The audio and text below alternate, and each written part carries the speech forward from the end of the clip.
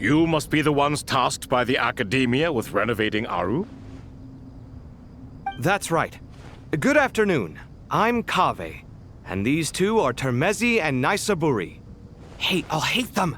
Come and introduce yourself! We've met before. This is Thoth, the Ibis King, and everyone knows these two. Afternoon, gentlemen. I've only ever seen these two in murals! Ah, the paintings in the temple. They show us chatting, playing cards, playing chess. Precisely the activities we most enjoy, funnily enough. No, only you enjoy playing chess. We were just humoring you. I wouldn't go that far. Back to the matter at hand. A preliminary assessment by the Academia indicates that this project requires expertise in various disciplines, including the deciphering of ancient texts, mechanical engineering, the restoration of ancient ruins, and elemental theory. The most capable minds in their respective fields are here before you. If there are no objections, we'd like to begin our work. The artisans who built Aru for Al-Ahmar gave their very lives to create this splendid work. Follow their example by giving your utmost devotion to this project. I didn't know that. We'll do our best, of course, but we certainly won't be sacrificing our lives. Such brazen words. Humans these days are a far cry from their ancestors. What little respect you show for King Deshret. No, that's not what he meant. Please, don't mind him. He shares your sentiments, just not your, penchant for hyperbole. Assuming that's what you were going for? I just think it's important to manage expectations. Forgive my lack of courtesy, but we simply can't sacrifice our lives to the gods on completion of the project like people in the legends of old. Here's a first draft of the project proposal for your perusal. Please let us know if you have any requests. Normally, I'd have made it look a lot more visually appealing, but we were really pressed for time on this occasion. I hope you'll forgive me if it's a little rough around the edges. Naturally. If my fellow ministers deem this meager display of respect sufficient, I suppose I can consider agreeing to their proposal. Why are you so preoccupied with the ostentatious displays of respect to Al-Ahmar? We should be trying to make things easy for them. You never know. We might have to rely on these young people to look after us in our old age. Exactly. This is Aru's mainframe. Be reminded to use it with great caution. We certainly will. Thank you for your assistance. You may attempt to lay out punishments should you so desire, though I'm afraid it would be futile. You and I both know that certain components of Aru can only be operated by humans. King Deshret always believed in humanity. Still, the reason that Aru's modules are designed that way is not so much because he trusted them, but more because he was wary of you. Is that true? No wonder human artisans helped to build Aru then. He actually required human assistance to create his greatest work. Naturally. Have you noticed that the Goat King keeps giving superficial responses? It's like he's just going through the motions and leaving the real debate to his colleagues. He understands the art of perfunctory speech. That's what earned him his position as the Minister of Ministers. It seems the rumors about King Deshret being a poor judge of character are baseless after all. Excuse me for being blunt, but it sounds suspiciously like you're putting yourself on a pedestal and mocking me. You're mistaken. And while there's nothing strictly wrong with making every conversation about yourself, it's not exactly a positive tendency either. You? Whatever. I knew it'd be like this working with you. All right, let me past. I need to look at this console. It's your job to activate it after all. Let's begin. Everyone, please proceed with the external checks and preparations as per the procedures outlined in the engineering plan.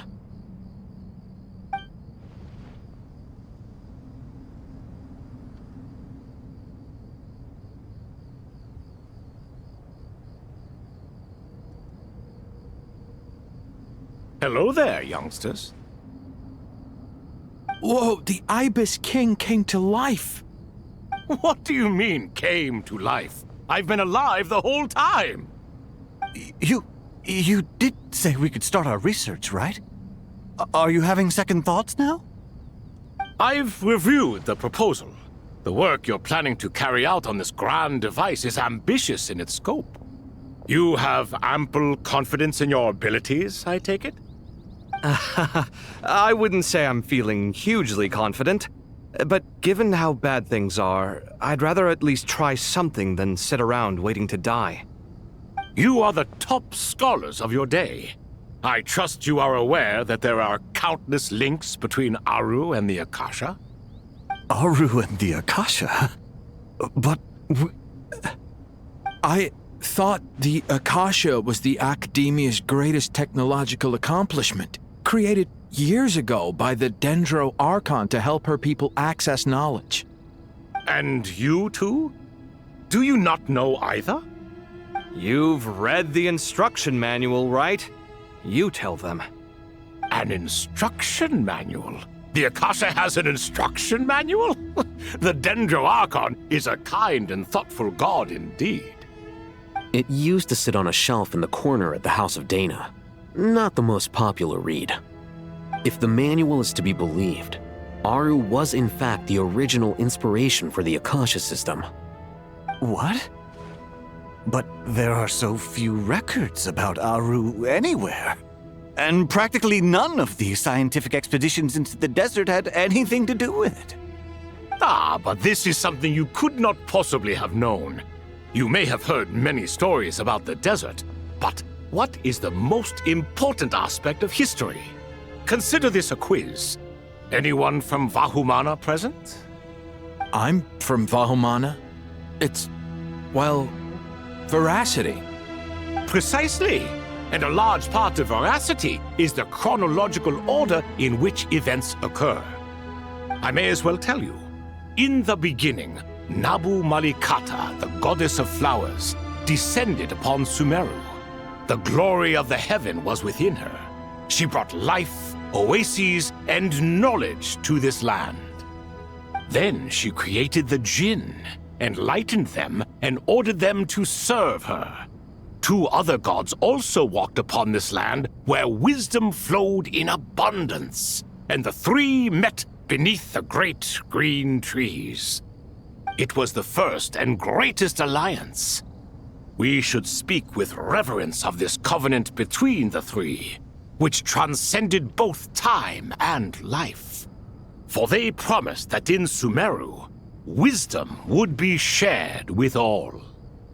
All the great changes in Sumeru's history began with the goddess of flowers. For King Deshret's sake, she pried into the secrets of Celestia, and for this was burned to ashes by the flames of wrath. So grieved was King Deshret by her passing that he lost all interest in state affairs and devoted himself instead to the knowledge that she had brought back. It was after learning of the technology from that floating island in the sky that he first conceived of Aru. And so, the Akasha was inspired by Aru, while the basis for Aru itself came from Celestia's technology. Well, if the two share a common technological origin, then connecting one system to the other is an entirely feasible idea. Unbelievable. Have you no reverence at all for celestial technology? No, I do, but there's no time for that. The schedule is too tight. Blame it on the deadline. Perhaps you could try coming up with our cutoff dates. You know what it's like having to turn around 5 different drafts in one day? I wouldn't wish it on my worst enemy. Yeah, also, Sir Ibis King, you don't plan on getting directly involved at all, do you? Yes, well, you strike us more as having come to give a popular science lecture. Or, wait, does this count as more of a first-hand witness statement? Neither. Anyway, this sounds like far too much work for me. Still, if Aru is so powerful, why didn't King Deshret use it for more ambitious ends? Because it was never fully completed. King Deshret had grand plans, but he perished before they could come to fruition. In the beginning, his wish was to create something that could rival the very world itself. The Lord of Flowers sacrificed everything for that ambition. What he desired, she bestowed, and thus was knowledge brought into the world. Her courage and sacrifice had to be honored with the most splendid of monuments, or King Deshret would surely have deemed it a grave injustice. And that monument, built from knowledge and technology, etched with a sacrificial and courageous love, even in its unfinished form, it deserves to be treasured. At that time, King Deshret said the following to the Lord of Dendro. Since we share an eternal covenant, I shall never be your enemy. Hence, the fruit of wisdom from the heavens is not to be devoured. Remember, it is not that I lack the power to become the enemy of wisdom. Yet you and she have taught me much and shown me kindness. For this, I cherish you both. In the end, Aru was only used to store a portion of the souls. It was but a primitive form of the masterwork the king had envisaged. His final hope for Aru was to return to the past, when she yet lived. So the point you're making is, King Deshret was both powerful and ambitious, and he only ceased his imperious ways out of affection for the goddess of flowers and the Dendro Archon. You could see this as an act of mercy, but you could also see it as the sentiments that lay between these three gods placing constraints on him. This was, after all, the foundation of the alliance between them. This explains why Aru was both a prison and a monument, and why the answer to the three questions was time. You have to be careful who you get involved with, or you invite all manner of misfortune. This is as true for gods as it is for humans. Love is the same. It is both a prison and a monument. All right, let us pause the story here for now.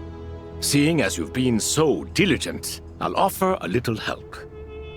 Who's in charge again? Is it you two? Ah, yes, me and him. Now then, close your eyes. Wisdom hides in the space between the tangible and the intangible. It is to convey the incommunicable through the simplest of mediums. By the power of King Deshret, I shall grant you a glimpse into the unseen secrets that lie at the threshold of existence.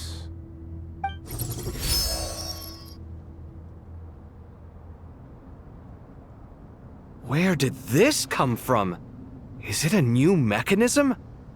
It looks more like some form of externalized information. You've rendered it visible? Just as the Akasha allows you to access a greater range of knowledge, the power of our king permits one to perceive ingenuities that do not belong to this world. This is no ordinary mechanism. It reflects the internal structure of Aru. Whether you choose to increase or decrease, keep or discard. Come, use these to achieve the outcome you desire. Looks mechanical to me. Better let me handle it, just in case. But wait, how do I get up there? Turn around. So that's where the elevator is!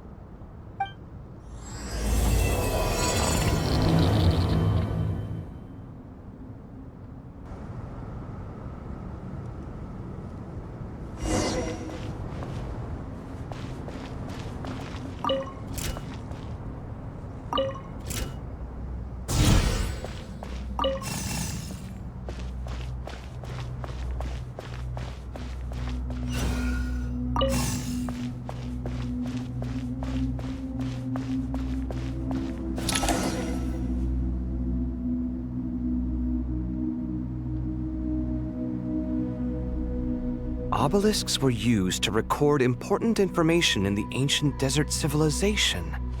Hey, Alhaitham, there's some writing here I'll need you to decipher. I've sent it to your screen. Do you see it? Got it. It's a little blurry, but I should manage. Take a look and tell me what it says. Oh, and I'll send any other similar text directly to you from now on. Let's start with this one. It's a variant of an older script. Herein lie verses written for the Yellow Sands. Looks like cultural information from the age of King Deshret. If so, I suggest you delete it. Words thrown together merely for fun. I had no idea Aru kept a record of this. Well, as long as you're certain that this is strictly private information, that's fine. It is unimportant. All right, well, I guess I'll start now.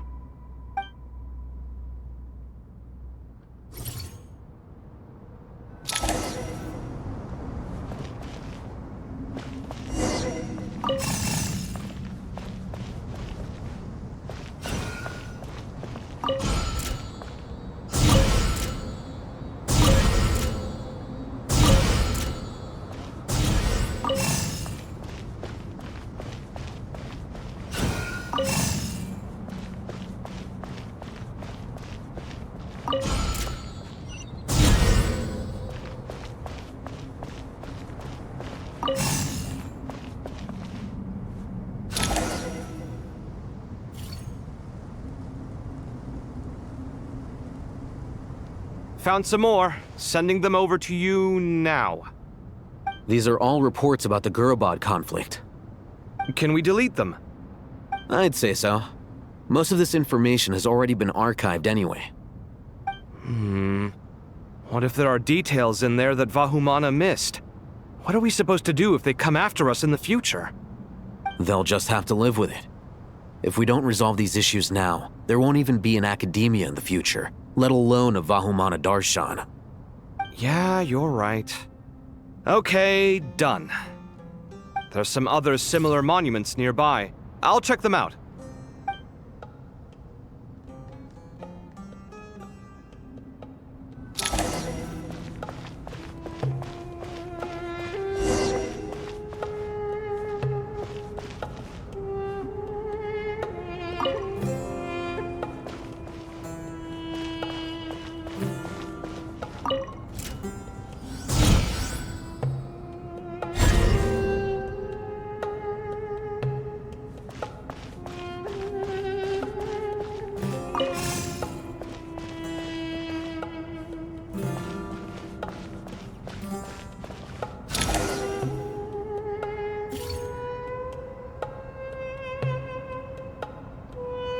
Another monument.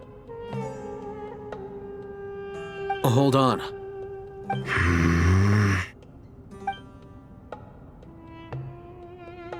You're still reading it? How long is it? It records the development and governance of the Oasis civilization. Most of it concerns the Jinn, but it also contains records left by the artisans who built Aru. Is it important? Some of it. There was no way for me to read the whole thing in its entirety, so I had to rely on my intuition to pick the parts worth keeping. What about the artisans' records? What do they mention? They're speculations, mostly. For instance, they were wondering how to protect themselves if King Deshret decided to silence them after the construction of Aru was complete. Sounds like pure mythology to me. Surely that kind of thing didn't really happen. The records do emphasize that this was merely their conjecture based on various myths. Still, the artisans did leave details of their plans to survive, including blueprints for their escape route. Even that got recorded? Okay, well, I'll make a copy of this first before I delete it. Is that truly necessary? You won't be needing those. No, the blueprints are important. I want to keep them as a memento.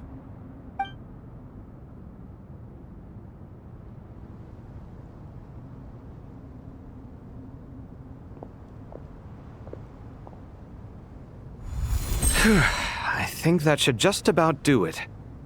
It meets the requirements of the contingency plans, so we should be good. I gotta say, it's the strangest feeling, this cross between reality and the intangible. It's like drifting between life and death, or in and out of a dream, using my own hands to manipulate illusions that are forever out of reach. Chasing dreams in the most literal sense. Definitely a novel experience. What happens if my spirit just floats away? That won't happen. Anyway, I wouldn't celebrate just yet if I were you. There's likely to be a phase 2 of this project. All right. I'd better keep my wits about me then.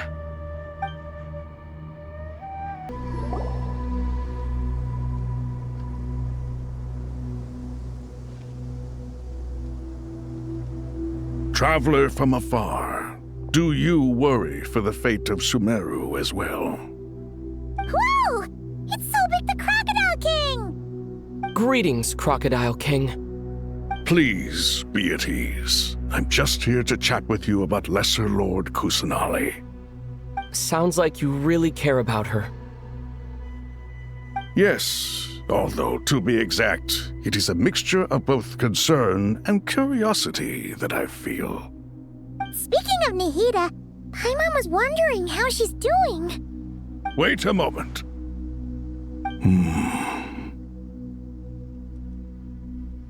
What is it? I tried calling out to a pep, but there was no response. This can only mean that she is focusing all her energy on taking care of Lesser Lord Kusanali. All the gods who served King Deshret seemed super surprised to hear that a pep agreed to help Nahida. Guessing she made a bad impression on you or something. Are you aware of the history between her and our king?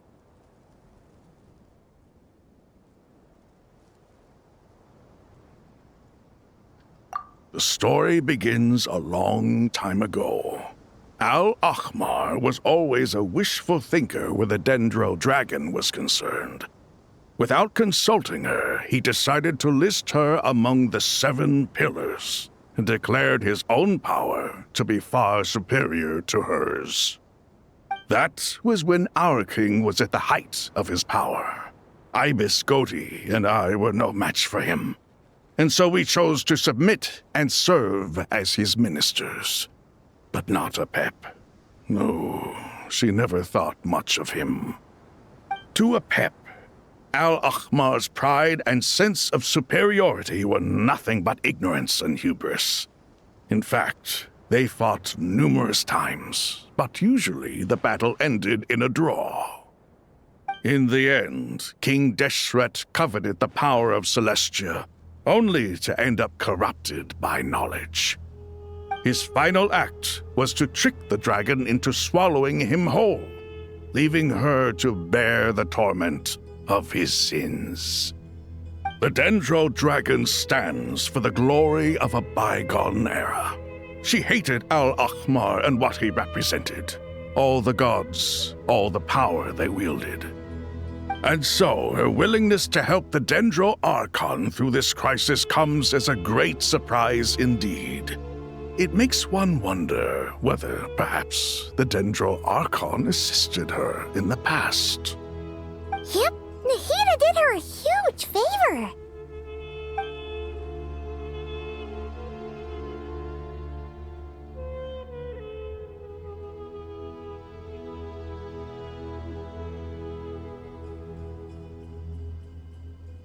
So Lesser Lord Kusanali put an end to the Dendro Dragon's many long years of torment.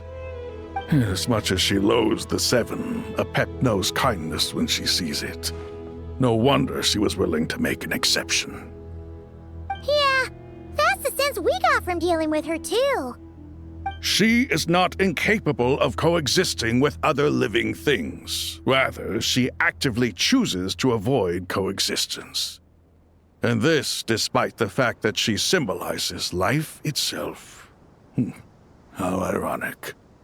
All of this being said, I wouldn't expect too much from her if I were you. Nothing will change her hatred towards humanity and gods. We'll keep that in mind. Anyway, how much longer do you think Nahida needs to stay with the Pep? For all we know, the putei might still be in the desert. Just to be on the safe side, why don't we grab anyone who isn't busy right now and go look for her? I'm alright, Paimon. Huh? Was that Nahida's voice? It seems the treatment was effective. Since when do my deeds require your evaluation?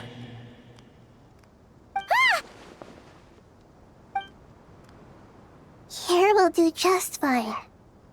I had no intention of taking you any further. One ought not expect greater generosity than they have earned. You always hide your kindness away like an oasis within a sandstorm. Only those who make it through the swirling winds can know just how beautiful that oasis is, and how much hope it brings. You dare appraise my being? No, I'm expressing my gratitude.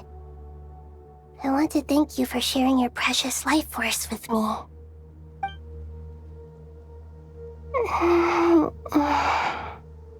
Awake already? You are more resilient than I thought. Pep.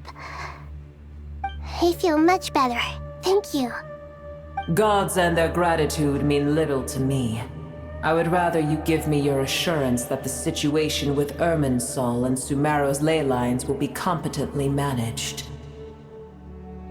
If I suffer any ill effects from the ley lines, you, as the god of this land, will be held responsible. And you would not enjoy being held to account by me. I understand what you require, but I would assume this task even if you did not demand it. Sumeru is my responsibility. I must resume my duties as soon as possible. A farcical notion. God of Sumeru, I hope you realize how unextraordinary your strength is. And yet, maybe it is precisely what defines me. A god of wisdom is not meant to rule by force. Then hold steady. We go forth. Well, I'll be. Is that a Pep? Do my eyes deceive me? Of all places, the Dendro Dragon has decided to visit the mausoleum of King Deshret? I see that after all this time, El Ahmar's menagerie of ministers remain as vile as ever. It's a pleasure, Dendro Dragon. Had you arrived but a little sooner, you might have attended a meeting of the Seven Pillars. What a nauseating thought. You are not the first insects I have had the displeasure of dealing with today. A swarm of them tugged on my tail on my way over. Goodness knows what hovels they crawled from. Why do all the creatures of this world remain so lowly after all this time? What did you do with them? I cast them away. What would you have me do? Keep them as trinkets? Boer, this is where we shall part ways. To be clear, I do not wish to see you or anyone else here ever again, unless absolutely necessary. Then I wish you peace as you return to your dwelling place. It matters not to me. Simply refrain from bothering me again.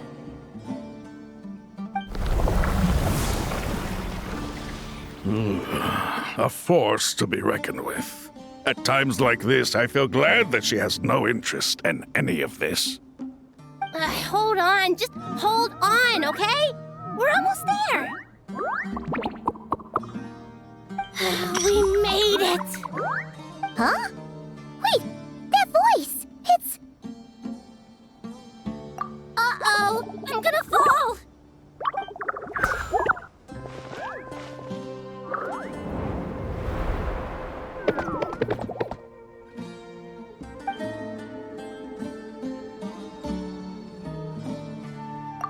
Well, that's a relief.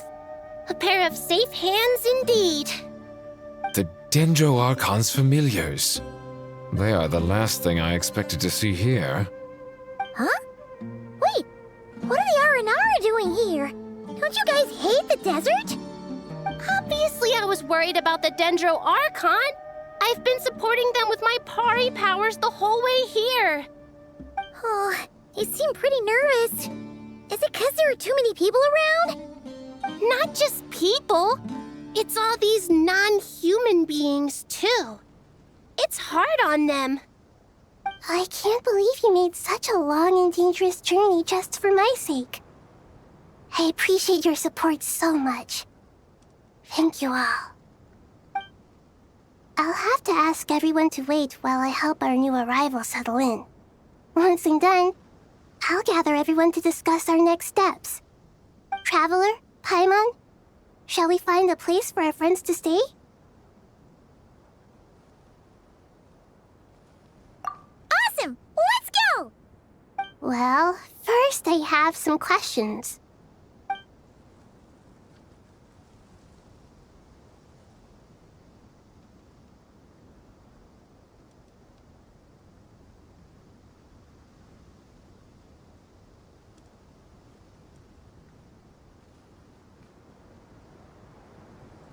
Okay, I think that covers everything. Thank you. We can get going now.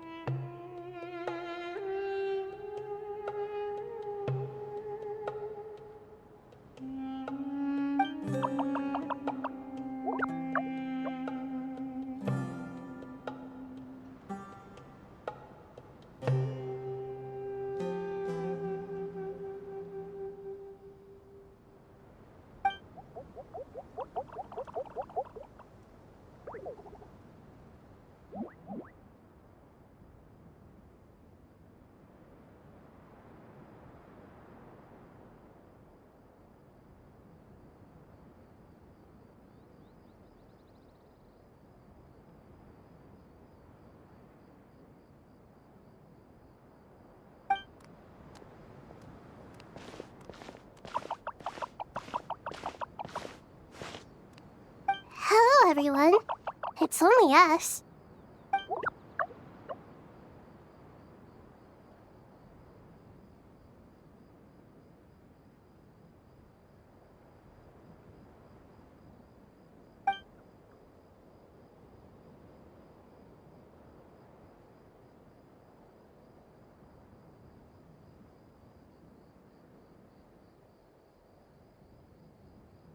It must be very tough for you coming all the way out here, especially since you don't like the Voluka.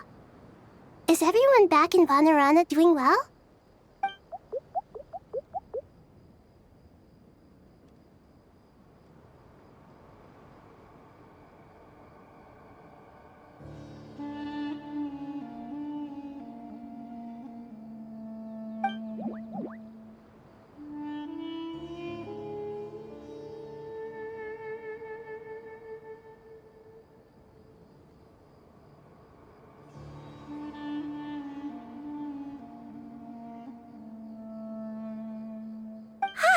Everyone's here.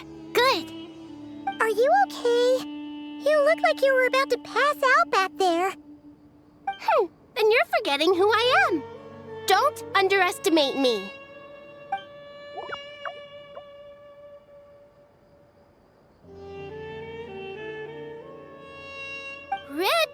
Oh, excuse me!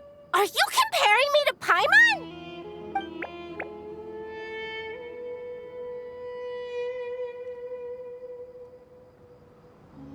I suppose everyone is gathered here because of me. As we can see, the situation is critical, and everyone is very busy with their various tasks, so...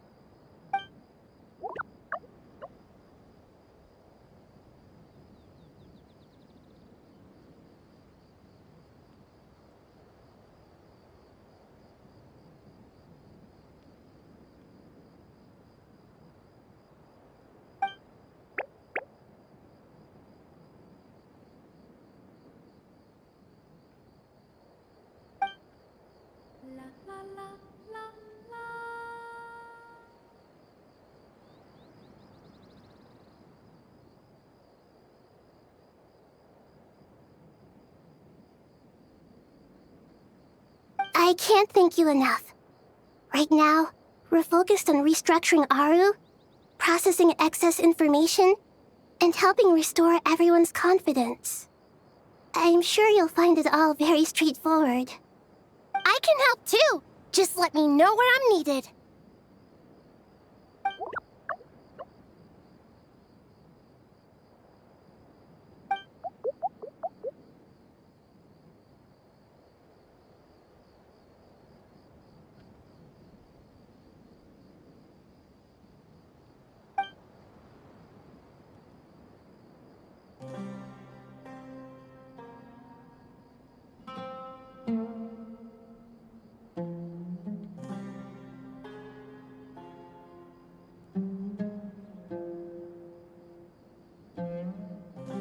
Up to no good?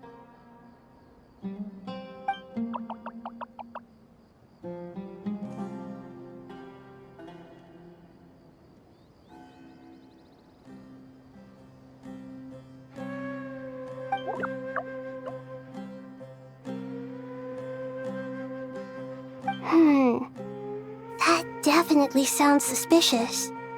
Traveler, Paimon, I have other work to attend to here that needs to take priority. Could I trouble you to investigate the situation Arabalika spoke of? No problem. Leave it to us! Thank you. I'm counting on you.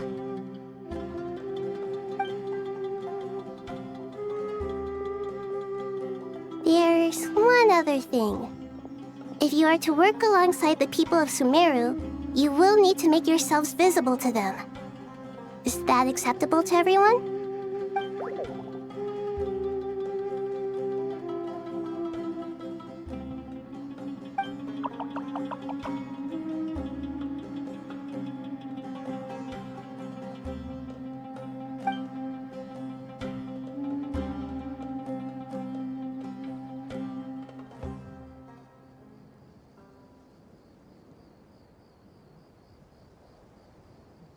There's nothing to fear.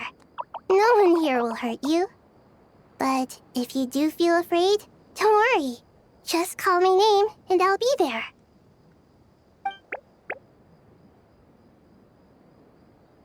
Very well. Now, I shall bestow a small blessing upon you all. Whenever people see you and interact with you, from the moment their gaze meets yours, they will experience the most beautiful of dreams.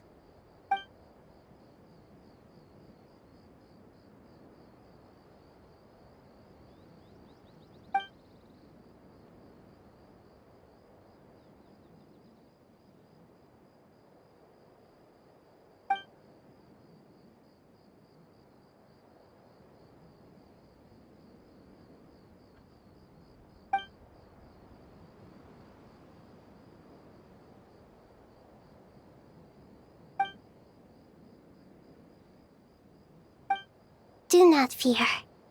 We will face it together. This too shall pass.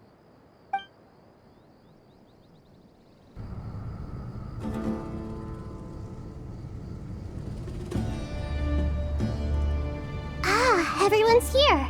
Wonderful. Dendro Archon, you're back. Are you recovering all right? You mustn't push yourself too hard. I'm doing very well. Thank you for your concern.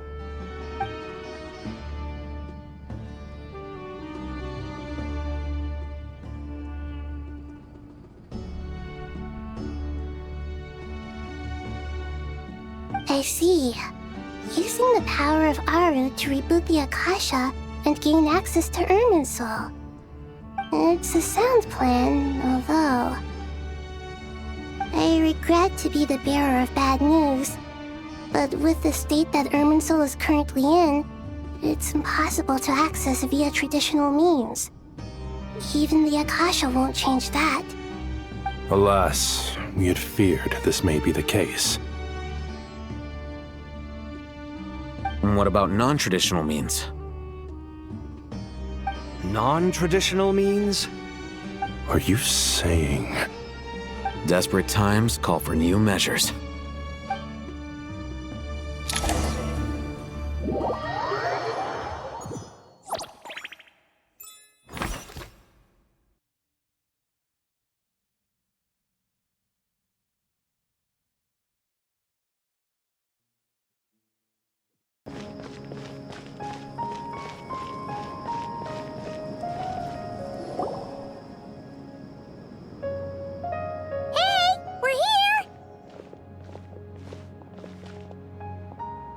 Ah, it's you. Is there a situation?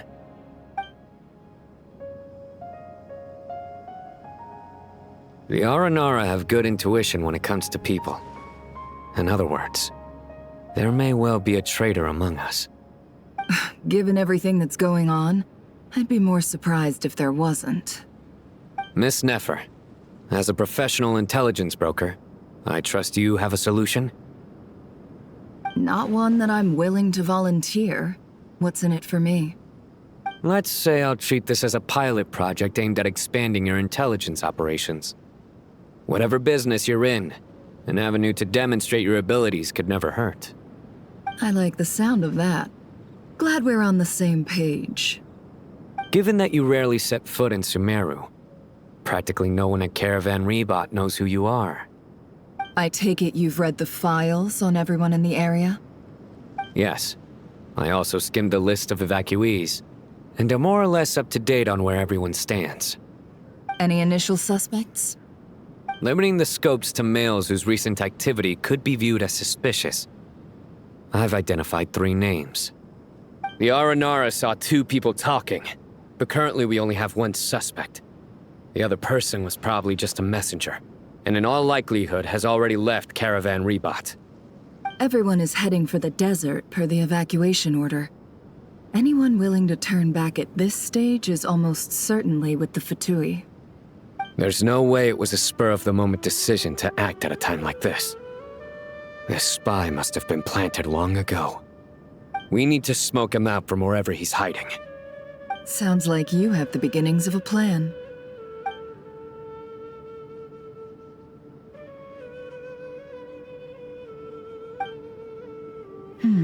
I see.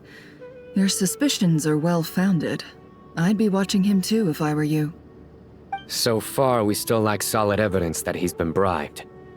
He hasn't made any recent purchases that would indicate he came into some cash. Then let's get closer to him to confirm before we make our move. I can handle it. I'm not based in Sumeru, so barely anyone at Caravan Rebot knows who I am. And you're certain you've never encountered this person in Nodcry? I'm certain. Besides, it's extremely rare for me to have had any direct contact with Sumeru mercenaries besides Jet. There's no way he could have seen my face before. Sino, stay out of sight and wait for my signal. If he raises any red flags, I'll bring him toward the main road. Understood. I'll take it from there. Excellent. Well, it's a pleasure working with you.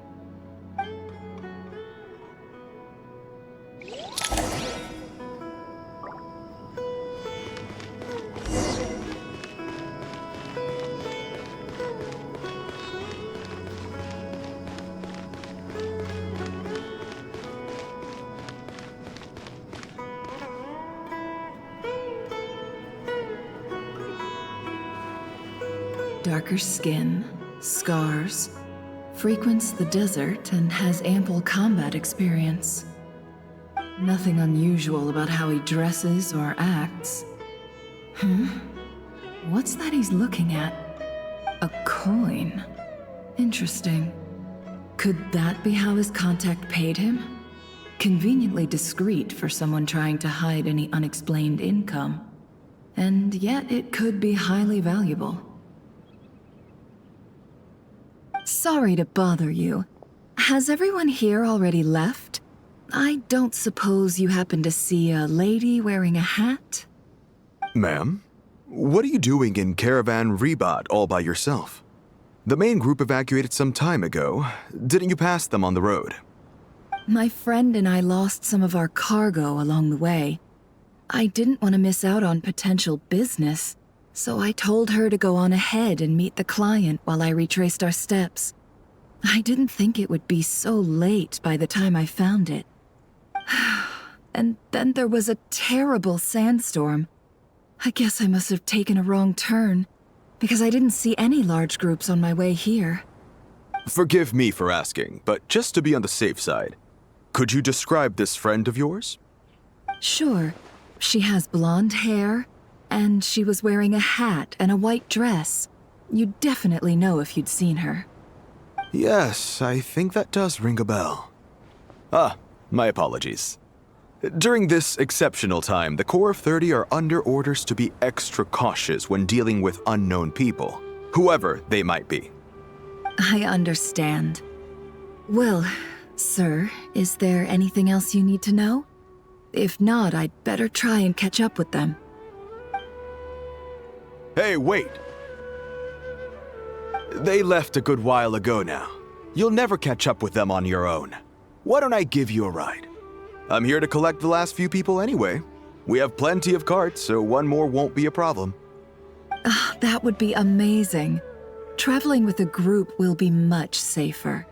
I'll have to pay you for your trouble. Hey, let's not worry about the money for now. Wait here a moment. Once I'm done packing up, I'll take you to join the rest of the group. All right, thanks. Let me know if you need a hand carrying anything. No need for that. I'm strong enough for both of us. Okay. Well, I wish there was some way I could repay you. Guess it's my lucky day, running into someone who knows what they're doing here. You might have just saved my life, you know? You're not wrong there. I mean, what kind of cargo is so important that it's worth risking your life to get back? I hope for your sake that it's priceless. Actually, I suppose I can tell you, since you've been such a big help. But be sure to keep it to yourself, or we could both be in big trouble. Oh, really? Sounds mysterious. We're in the antiques business. You understand? Some of our goods aren't acquired through the most legitimate means. We have to be very discreet when we're selling them. That's why I had to go looking for the missing cargo alone. Ah, no wonder. Well, ma'am, in that case, it turns out that maybe there is something you could do for me. I'm all ears. But to be clear, our commission isn't cheap. Think carefully before you ask. We don't want to ruin our relationship before we even hit the road. I'm sure that won't be a problem. My issue is, I have something that's a little difficult to sell on as well. Take a look at this.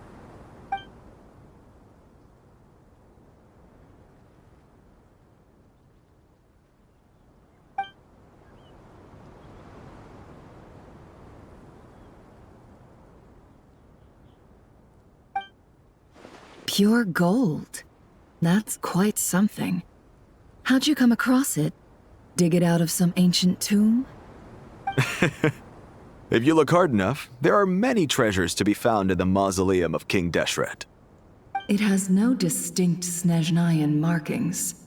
That'll be why he's going with that story. And he clearly doesn't want to arouse suspicion, so he's on the lookout for an opportunity to make a quiet trade. Surely you have an existing business partner. Won't they take it off your hands? I hope I won't be attracting the wrath of my competitors by helping you sell this. The shop I used to work with is having cash flow issues at the moment after losing some money. I'm under enough pressure as it is without having to deal with them. On the off chance anything went wrong, I'd never get my money back. I understand. Gold is the last thing that traders with cash flow problems want to see. Well, in that case, I think we can work something out. As it happens, I'm just about done packing. Shall we make a move?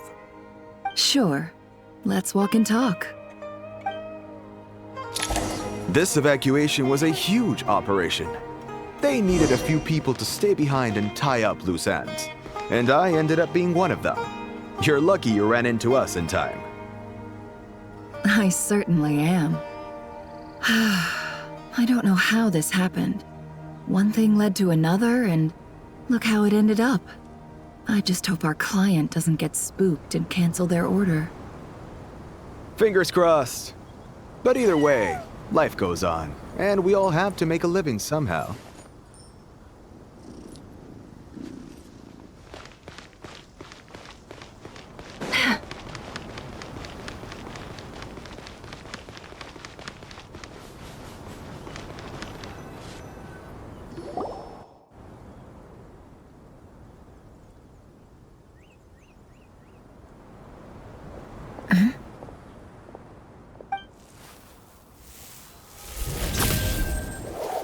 Hands where I can see them. General Mahamatra! No, wait! What are you doing?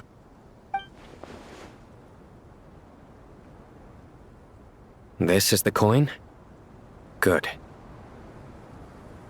Sadly, you won't have the chance to spend it. Nicely done. Looks like Sumeru's mantra are a well-oiled machine nowadays.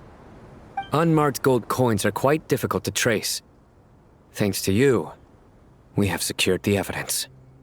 Here's what's gonna happen.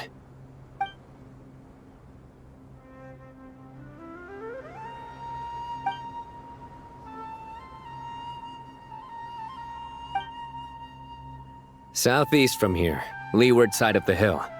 That's where he's meeting his contact. Great work. Candace tells me your interrogation skills are highly effective. Hers are quickly catching up. She's improved a lot in recent years. Looks like it's over to you for the next step. Because I'm quickest on my feet? Because you know how to trail a target. Plus, it'll be easier to monitor their activity from the air. Fine. I'll be quick. One more thing. The Traveler just brought a message from the Dendro Archon. Once you're done with this, we're to meet up at the mausoleum of King Deshret. Got it. Will do. Are you sure you'll be okay on your own? Gee, I don't know. Maybe you should come with me. Okay. Then Paimon's coming with you. Really? You do know this is a stealth operation, right? Meaning, you have to be quiet? Paimon, are you sure about this? Well, Paimon at least wants to give it a shot. Like everyone says, if you never try, you'll never know. Besides, being the best guide in Tibet has to count for something. This should be a piece of cake. Fine. Join me if you want. But be warned, if anything goes wrong, I'll have to gag you and shove you into a bush. No need! Paimon will be super careful. Promise! Good. Then what are we waiting for? Let's go. Ah! Coming! Coming!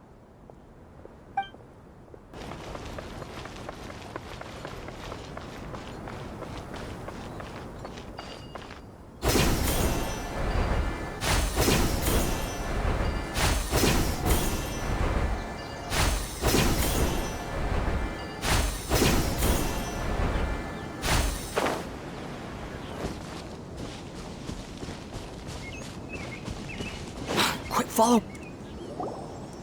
That guy! Wait up! Hey, slow down, will ya?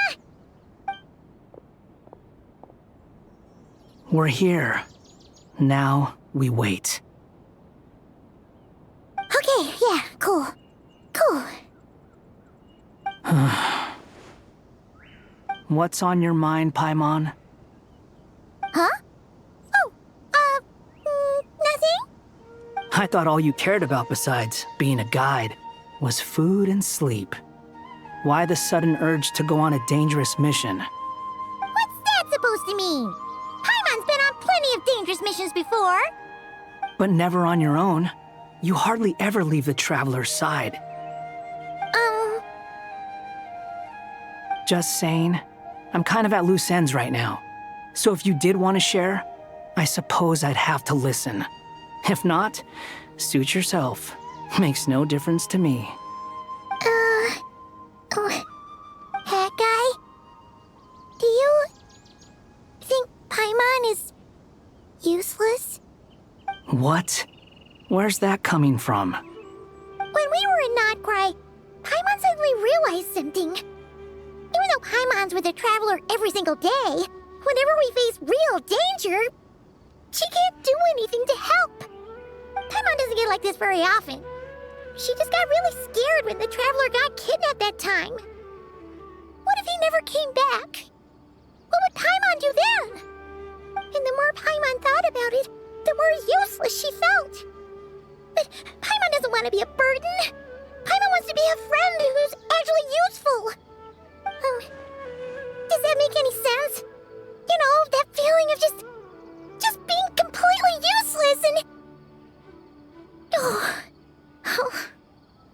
probably sound so ridiculous right now. You asked the right person. Boy, do I know that feeling. Oh, that guy. I'm not gonna try and encourage you. What I will say is this. When you start doubting yourself, you have two choices. Give up or change. You have to make the decision to move forward. Otherwise, no amount of consultation from other people is gonna help you. So ask yourself, what do you want? To get stronger? To learn more? Whatever it is, go do it. You won't have any regrets if you can at least say that you tried. Oh, all right. Something's not right. Shouldn't they be here by now? Paimon, is it just me? Or is it a little too quiet around here? Should Paimon take a look? We'll give it another hour. If nothing happens, we head back. Okay.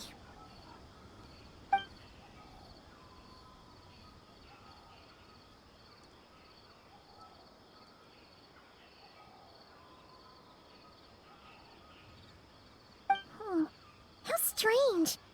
We've been here for ages. Where the heck are they? Have we been stood up? What is it? Did you think of something? Something feels off about this whole situation, but I can't quite explain why. We know for sure that the guy Sinocot had something set up, yet somehow his contact is a no-show. So, either the handler got caught, or, more likely, they decided to cut our guy loose. But how would they know to do that? Wouldn't they at least send someone here to check things out? That's the problem. They couldn't possibly know what's happening here. Unless... This feels all too familiar. Come on, let's head back.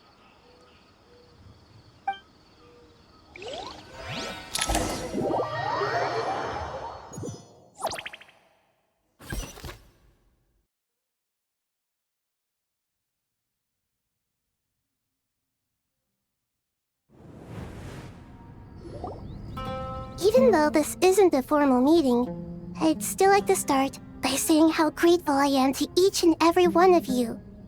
Thank you all for coming here and standing by our side. Shesipank and Bennu are currently assisting the scholars with the maintenance of Aru. Please forgive their absence. As for Hermanubis, may he rest in peace. We remember him with great fondness. There have been times when I imagined what it might be like to meet you all. Now that it's really happening, I feel quite emotional. Time has taken many things away, but that which remains is all the more resilient. I must say, there is one thing that rather surprises me. You appear to be in good spirits, Lesser Lord Kusanali. But even so, I can sense that the life force given to you by the Dendral Dragon has far from fully resolved the problem of your vitality. Oh no! So even Apep's power didn't work? Don't worry, Paimon. It worked very well indeed. The issue is how closely I'm tied to Irminsul. Until the problem with it is resolved, there is no way I can fully recover. Sumeru has undergone tremendous changes during your absence. When gods pass away, inevitably, people's faith in them grows weaker. You must have sensed it already. Your power is not what it once was. Regrettably, this is true. I too have grown weaker due to the effects of Irminsul. Right now, we're all in quite a sorry state. Then what do you suggest? We take all the help we can get. Sumeru is our shared home. You and I, gods and humans alike. We must unite all our strength in this moment. Though Al-Ahmar is no longer with us, the alliance between the three gods remains in force. Regardless, as subjects of our king, we have a responsibility to support Sumeru through this catastrophe. Not to mention that it was the people of Sumeru who released us from this prison of Aru. Times have changed, and the people of today possess greater wisdom than those of the past. You really know how to give a rousing speech, Koti. Now then, let us learn more about your plan. The brightest minds of the Sumeru Academia are busy opening and renovating Aru. They claim it has something to do with Irminsul? Correct. Irminsul has existed in Teyvat since the very beginning. But during the Age of the Dragons, it did not possess the significance it holds today. After the heavenly principles arrived, the power of the Light Realm was divided into elemental energy, and Irminsul was refashioned as a device that records and preserves all information. Since then, everything in this world has been inextricably linked to it. As the Dendro Archon, I have a duty to protect Irminsul. To Sumeru, it is both a national treasure and undeniably a major threat. Teyvat has seen many upheavals in the last few years.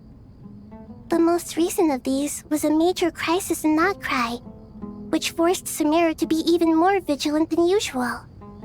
I made sure to monitor all the pathways through which an outsider could potentially transmit themselves into Irminsul. But despite my efforts, a major problem still arose within. I still believe that someone has actively invaded Irminsul. But rather than taking any of the pathways I referred to, the intruder chose instead to utilize the most direct route, and the only one that cannot be protected against, by entering Irminsul through death. I see what you mean. You cannot simply stop all deceased souls from returning to the ley lines because of a potential invasion that could occur at any time. That's right. As important as it is to guard against external threats, I couldn't allow myself to stop the souls of the departed from finding peace. Please, understand how difficult this predicament was for the Dendro Archon. Defense has never been an easy task. After Irminsul was invaded, my authority was quickly restricted. Soon after that, the tree began denying access to any connections. I'm sure you feel responsible, but you are not to blame. No one can predict every possible disaster. There will always be trials and tribulations for the world to endure. But the people of Sumeru should not have to endure this. We must find a way to break through the lockdown and connect to Irminsul. And this is why you need Aru. Yes. The only thing in Sumeru capable of rivaling Irminsul in terms of overall function and performance is Al-Ahmar's legacy, Aru. All I managed to do before falling into a coma was make some minor adjustments to Irminsul. Using Aru is a last resort, and a move that comes with enormous risks.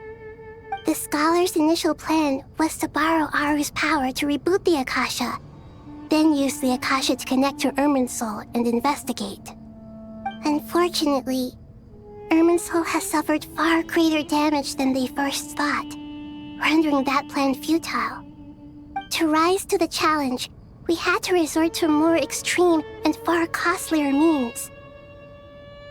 This has led to a number of new contingency plans. To reclaim Irminsul, her brightest scholars have made further modifications to Aru with multiple goals in mind. I thank you all for giving them your blessing in this endeavor. Human wisdom has clearly improved over the millennia. You have not only our support, but that of the Jinn, the Aranara, and the Pari. Together, we will do everything in our power to save Irminsul. By the way, when you spoke earlier of an intruder, it almost sounded as if you knew who you were dealing with and what they were capable of. Well, since you ask.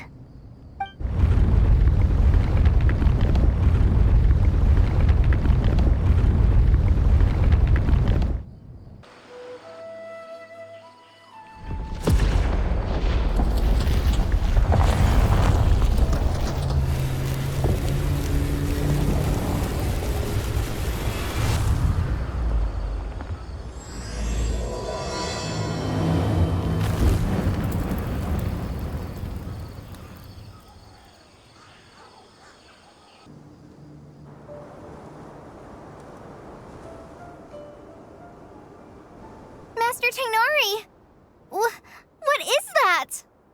Is this Irminsul? How did this happen? What's going on inside? Luckily, we managed to evacuate everyone. What in the world was that? That was terrifying!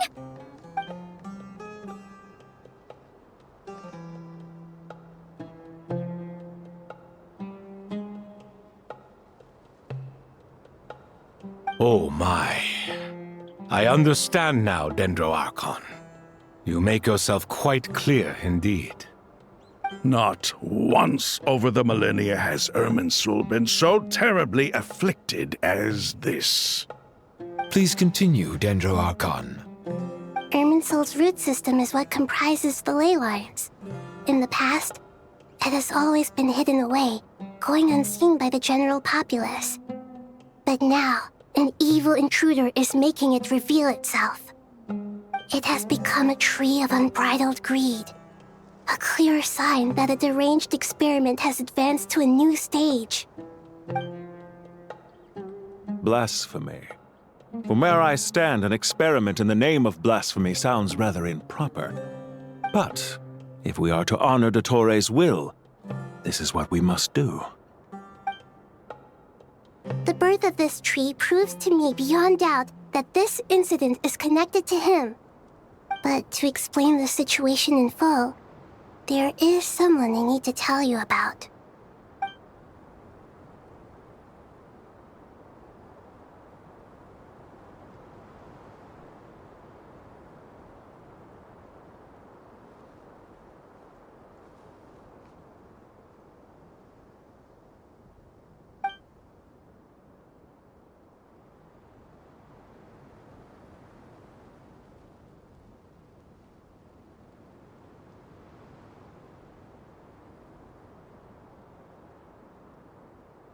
Zandik.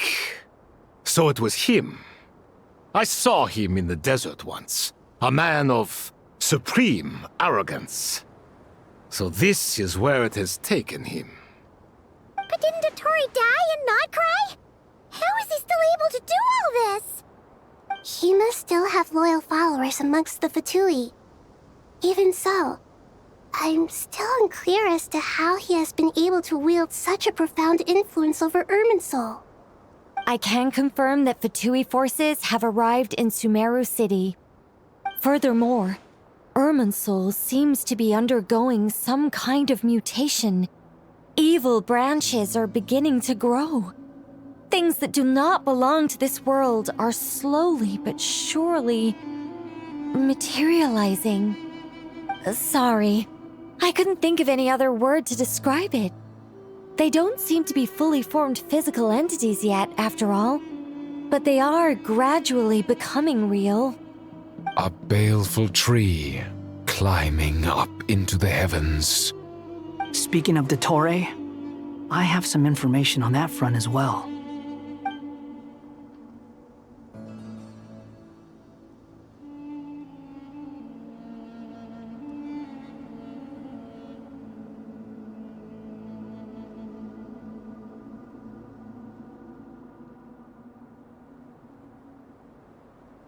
I didn't think it was wise to state this out in the open.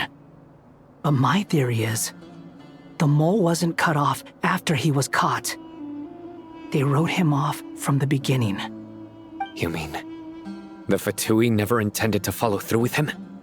Then why plant a mole at all? It's hardly a conventional strategy, and the rationale behind it is pretty twisted. But as it happens, I know someone who works exactly this way. And when it comes down to it, his goals are very simple. He just wants to confuse people, so they can't figure out what he's up to. He's been a collaborator of Dottore's from the outset. That fact alone confirms that Dottore is involved with this somehow.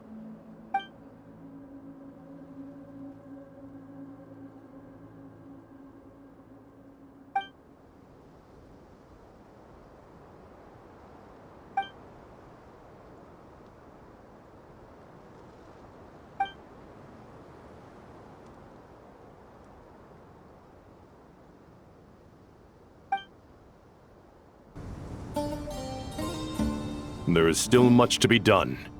Everyone, please remember our core strategy. As per the discussions, the following groups must act immediately. Mr. Alhaitham and Mr. Kave, the next phase of the Aru renovation project must begin right away. Godspeed to you both. We'll give it everything we've got. The plan looks feasible, but the implementation will require certain resources. General Mahamatra Sino and his team will help to procure the materials required for modifying the terminal. No problem. I've already spoken with Sethos and Hat Guy, and they've agreed to assist me. This kind of thing is best left to the fleet-footed, right? Hat Guy?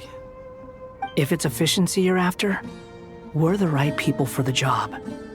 Following up on the elemental energy amplifier we discussed, Ms. Dory, I assume you're the one most familiar with the status of this project. Aside from the Dendro Archon, of course.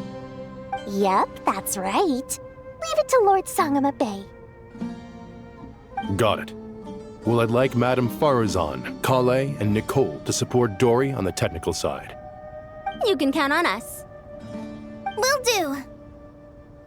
Rest assured, I'll take good care of Kale. Dia, Candace, and Nefer, you'll be in charge of negotiating between the various parties. I trust you remember our goal. You bet. We can handle it. Good. I believe that covers everything. Tainari will provide ad hoc support as needed, if that's okay. Poor Tainari. Must be tough being Nephis' student. Getting bossed around all day, every day. Hey, don't try and drive a wedge between us, you old rascal. All it says to me is that Master Nephis has faith in everyone's abilities. While I'm nominally here as backup, I doubt there will be many situations where my help is needed. Exactly. Finally, Traveler, you and I will head to the border between Sumeru and Natlan. Once that task is complete, I'll be asking some of you to accompany me to the Eternal Oasis. The Eternal Oasis? I thought that was just a legend. So it does exist after all. Regarding your trip to Natlan, under normal circumstances, a meeting between our two nations would be a far more formal affair. Unfortunately, Sumeru is all but completely cut off from the outside world at present. So regretfully, we won't be able to give the Pyro Archon Mawika the grand reception that she deserves. My apologies for the inconvenience. No point putting too much pressure on yourselves. That goes for everyone. Right. Especially you, Dendro Archon. I'm sure you're still feeling quite weak. Don't worry about me. The Dendro Dragon's life force will sustain me. Plus, we'll be there every step of the way. Nahida will be just fine. Yes, I believe in myself. And I believe in every one of you. Well, time to get going. To what extent we can implement the final plan depends on how successfully the Akasha can be modified and configured. And to make sure the configuration works, Aru will also need some further optimization. Yeah, no surprises there. Once we roll this out, any Sumeru citizens who already have Akasha terminals can simply continue to use their existing devices. This still leaves us with a significant equipment shortage, though. Many groups of people were never issued Akasha terminals, including mercenaries, the desert folk, and many others. We'll need a supply of rare materials for the renovation of Aru and the production of new terminals. Right now, the best place to source these locally is from the primal constructs within King Deshret's mausoleum. Time is not on our side here. It's gonna be a race against the clock. The Aru merge and renovation project will have to be carried out by you two.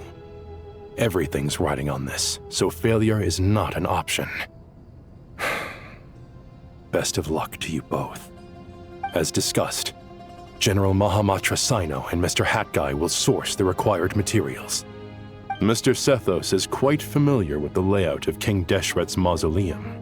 With him accompanying them, things should go quite smoothly. I have every confidence. In the meantime, we may as well take a breather. Makes sense. There's not much we can do until the materials arrive.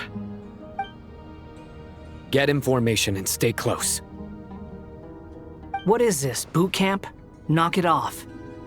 It's just Sino being Sino. You know what he's like. Everyone clear on our mission objective. Look at the excess primal constructs, dismantle them, and extract the required materials.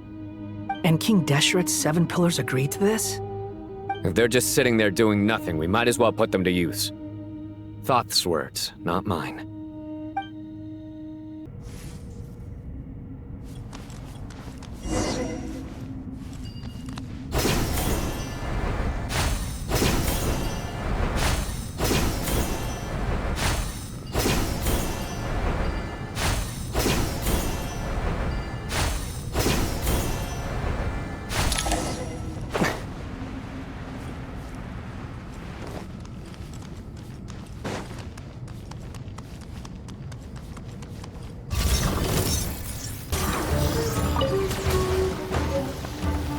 Squall Fury!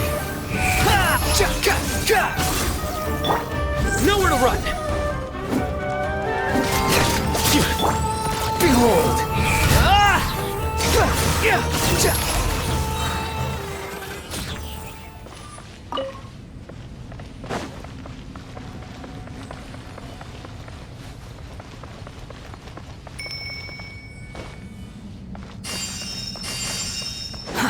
Too slow. Squall Fury!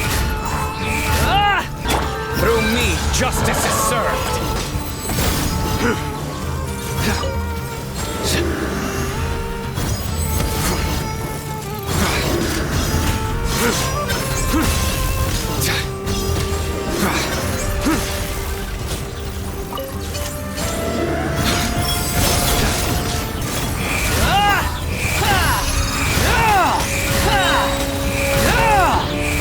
Bow your head!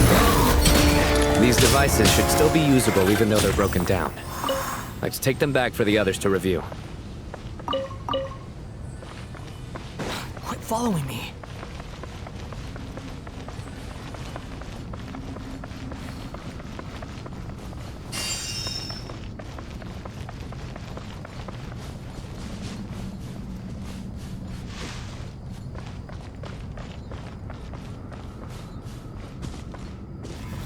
The wind rises.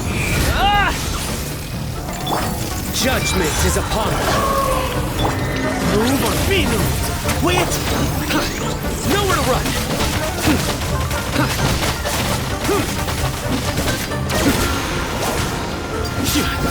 Behold!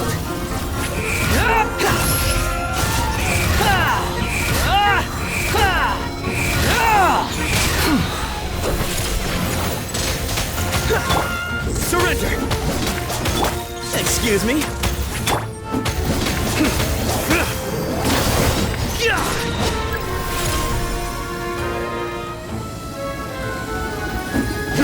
Futile! The wind rises. Know your place.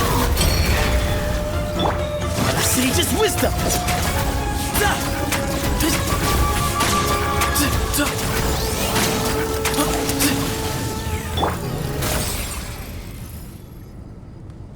How many do we need again? Enough to make an Akasha terminal for everyone who doesn't own one. I remember you telling me how revolutionary these Akasha terminals were. You've used one before, right? The Academia declared the Akasha to be the most powerful and comprehensive wisdom dissemination system in history. That should give you an idea of how powerful it is. Certainly sounds impressive. Neither Hat Guy nor I have ever had an Akasha terminal. Well, if it all goes to plan, that's about to change. Oh, goody! Thank you so much for handling the delivery. What a long way it was. You've really outdone yourselves. I'm well aware what a bumpy, dangerous journey it must have been. Now, I would have loved to oversee the process myself, but of course, those of us who know the plan can't leave the mausoleum. Oh, trust me, I'm patting myself on the back for my assembly work here. Simply flawless work. But will you really be needing all of this? According to our plan, yes, this is the quantity required. I have no complaints about the quality either. Only the price. So expensive. I heard you covered a lot of the funding out of your own pocket. Oh, that's an exaggeration. The academia provided most of the funds. I just offered a small token of my goodwill. Of course, the real tragedy is how little profit I'm making on this. You know, it's a serious crisis when you can't even make money out of it. It's really quite a beautiful design. And I'm intrigued by how such a diminutive device is able to output the power of the Light Realm. Did you attend the lecture on Light Realm energy, Madame Farzan? I don't believe I saw you there. Of course I attended. I was just a little late, so I had to listen to the whole thing from outside the back door. Anyway, I have a perfectly good understanding of Light Realm, elemental and abyssal energy, as well as the relationship between the three. Good to know.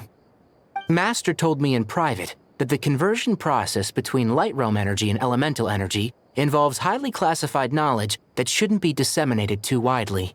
But even so, the scholars still shared said information. Well, you can't enforce a rule that everyone breaks. Is that the idea? At first, the Dendro Archon was reluctant to explain it in great depth for safety reasons. Later, she came to terms with it and simply informed my master that we would all have to face the question of survival together. To protect someone from such dangers means keeping them in the dark, but for someone to know and embody the wisdom within, they must understand its very essence. It's an information hazard. We're exposed to danger just by knowing the facts. And just like bait, it lures us in by offering us the solution to our problems. But if you're not careful, you'll end up pursuing it down a dark path. A tricky problem. But today, this big problem has been broken down into many smaller, more trivial ones. What do you mean? Ah, I get it. For instance, you and I share secret knowledge, while she and I take on the risks of life, death, and fate. Something like that?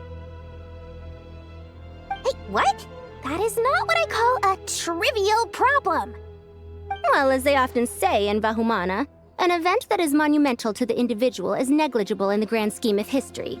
Generally, the fate of the individual is an insignificant affair. Being from Amorta, where the subject of our research tends to be a lot more personal, I have to disagree. It's hard to dismiss the individual as insignificant. In other words, the big problem of survival has been broken down into many small, interconnected factors, and each one of us represents one of those factors. When the same secret is shared with a group of people, the same fate binds them together. Most people would find this unimaginable, but to us scholars, this is the path that has always beckoned to us. Sharing knowledge is a good way to fight against fate. I will always believe in that. All right, I think that's everything. Thanks a lot. But don't go anywhere just yet. I'll still be needing you to calibrate the equipment. Okay, the materials are ready. We can proceed with the next phase. Al-Haytham, how are you getting along? Most of the information in Aru is written in ancient desert scripts. Some of this is written in a tribal language, while other parts seem to be a variant of an oasis script based on the glyph forms. Oh. Not lost to history, I hope. Some are. All we can do is infer the meaning based on the rules of related languages. Although, this section actually fills in some of the missing historical record. I'm transcribing it so we can bring it back to the academia. After Aru started up, 2 more lines of text appeared here. Can you read them? Humans may not read what is written by the gods, except by not reading. Victory should not be easy to attain, for it symbolizes divine wisdom. Knowledge must not waver, for it has external borders. Is this a clue to solving a puzzle? Or is it being symbolic? You can't read it unless you don't read it. Victory is wisdom. Knowledge is confined by borders. Wait, I think I've got it. It's a metaphor, isn't it? It's talking about... A chessboard.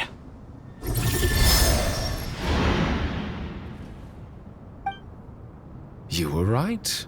The youth of today are skilled at solving riddles. Have the secrets buried in the desert not been unearthed over the years all the same? Since Aru is a place reachable through wisdom, this day was bound to come sooner or later. Oh, I've always been against overly cryptic sentences. Don't you get tired of reading and writing all that? Ah, it's you three. Just in time. We've been delving deep into Aru, and now this board has appeared. I've heard this was how you'd while away your free hours.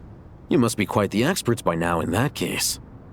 It is true. King Deshret's chess games are some of the most well-loved of all his wonderful creations. If you have ever been to Safhe Shatranj, you may well be familiar with the chess pieces you see here. Is this chessboard supposed to be another visualization of the interior of Aru, then? Naturally. Visitors, everything is ready. Only by completing the challenge on the board in accordance with the rules will you be permitted to overwrite Aru. 1 second. It's not dangerous, is it? Dangerous? Why, yes, of course. I should be the one to go, then. Wait for me here. Sounds like the self-confidence of our present company has rubbed off on you. Don't be ridiculous. I'm your upperclassman, and that means I have to look out for you. I appreciate the sentiment, but a game of chess typically requires 2 players. Besides, I'm sure they won't let things get out of hand. Keeping things relatively safe is in your best interest too, isn't it? Fair enough. I mean, you guys are controlling the difficulty, so please don't go too hard on us, all right? Ah, but Bennu said he wanted to put some respect into these whippersnappers. All right. Thank you. Obviously, we'll still try to be careful. This doesn't seem like ordinary chess. Is the goal to defeat the opponent? No, you must enter the board and pass the trials we have placed there. Ready? Let's do it.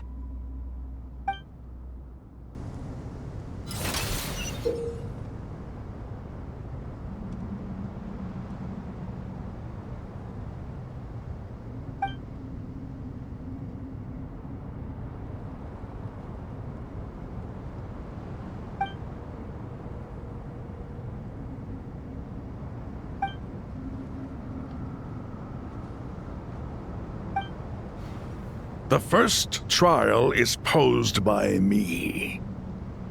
I don't think this is gonna stop us. Ah, but the key to this game lies in working together. Otherwise, you will be deemed to have broken the rules. Looks like it's up to me. Marak, can you open it? King Deshret's favorite primal construct. Living on in suitcase form, of all things. Amusing. Ho-ho! Excellent work.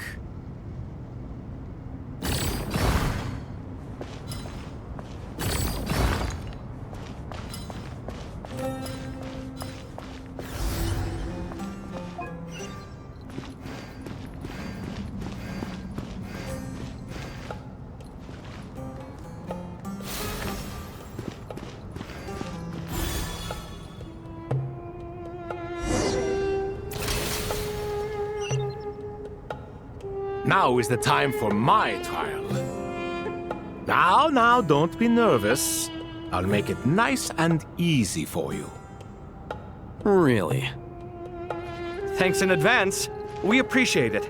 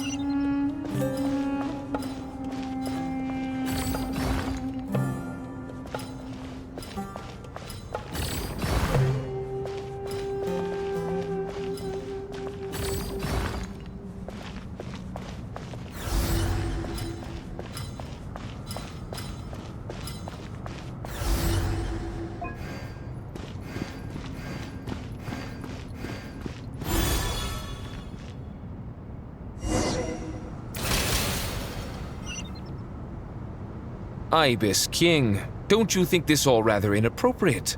You may as well be handing them victory on a silver platter. Do not expect me to follow your lead. Ha! Suit yourself.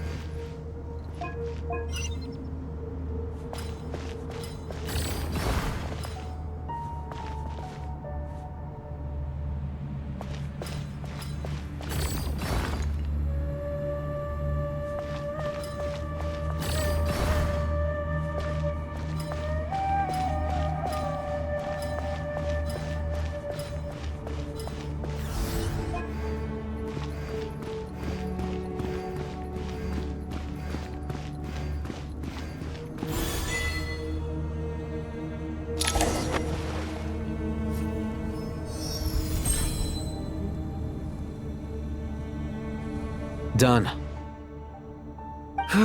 Finally. It's over. But seriously, that was incredible. Standing on the chessboard felt completely different from standing on solid ground. And also... Oh, sorry. I'll save my thoughts for later. Thanks to the three of you for helping us out with this. Is it just me, or were you giving us quite a lot of guidance along the way? We made but a humble contribution. You lived up to our expectations. Bravo! Our aid was not given for naught. In addition to the existing functions, I'd like to ask you for another favor.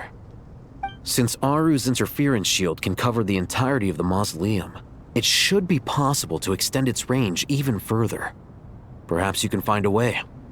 So, building upon the existing functions to... Ah! I'm with you!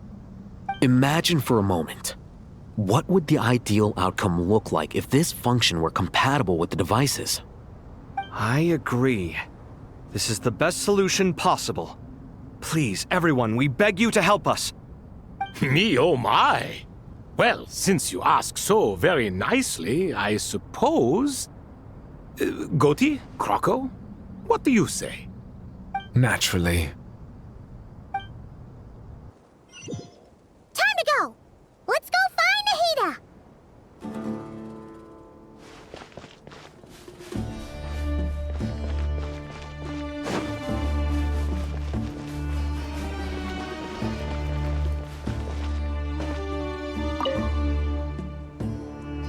There you are. Miss Nicole truly is an angel.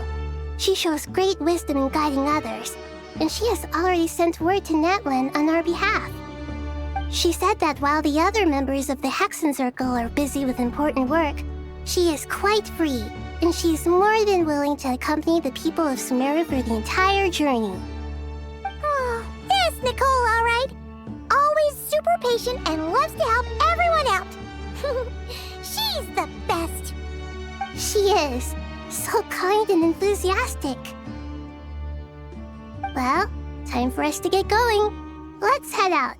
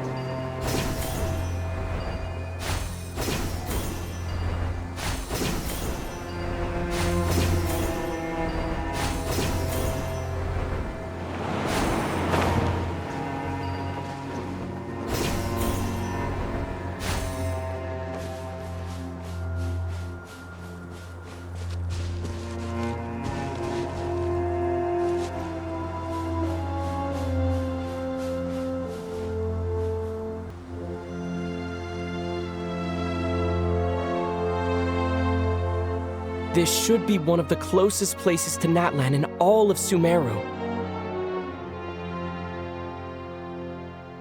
There's the barrier Nicole and Nefer mentioned.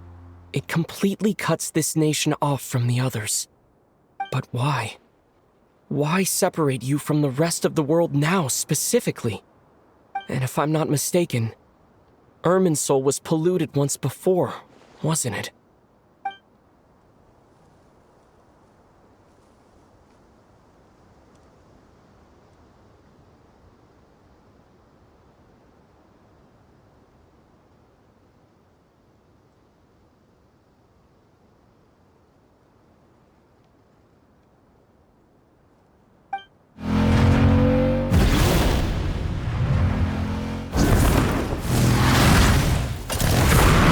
Good question. I'm wondering the same thing myself. That voice. Mawika! You got here pretty quickly. Hello, traveler. It's been a while. Hello there.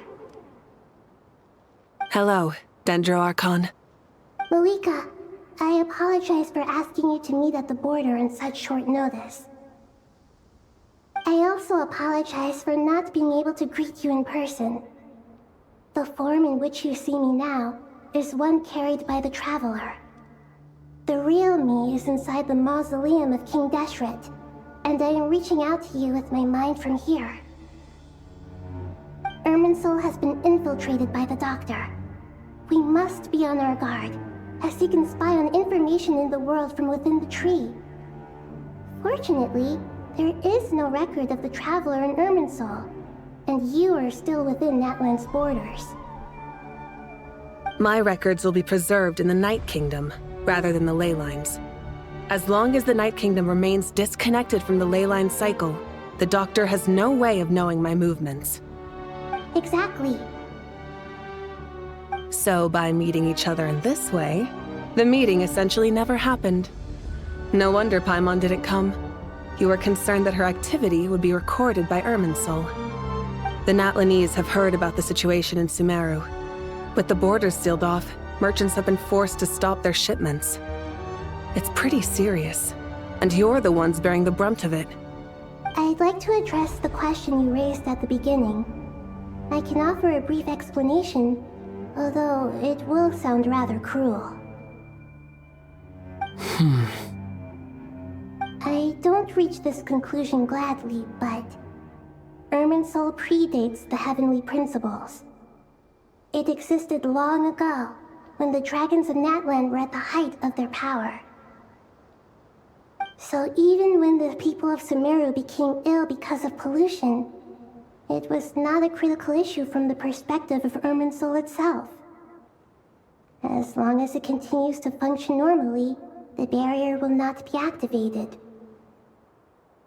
But this time, the Doctor's invasion has directly affected the tree. That is what caused the barrier to deploy.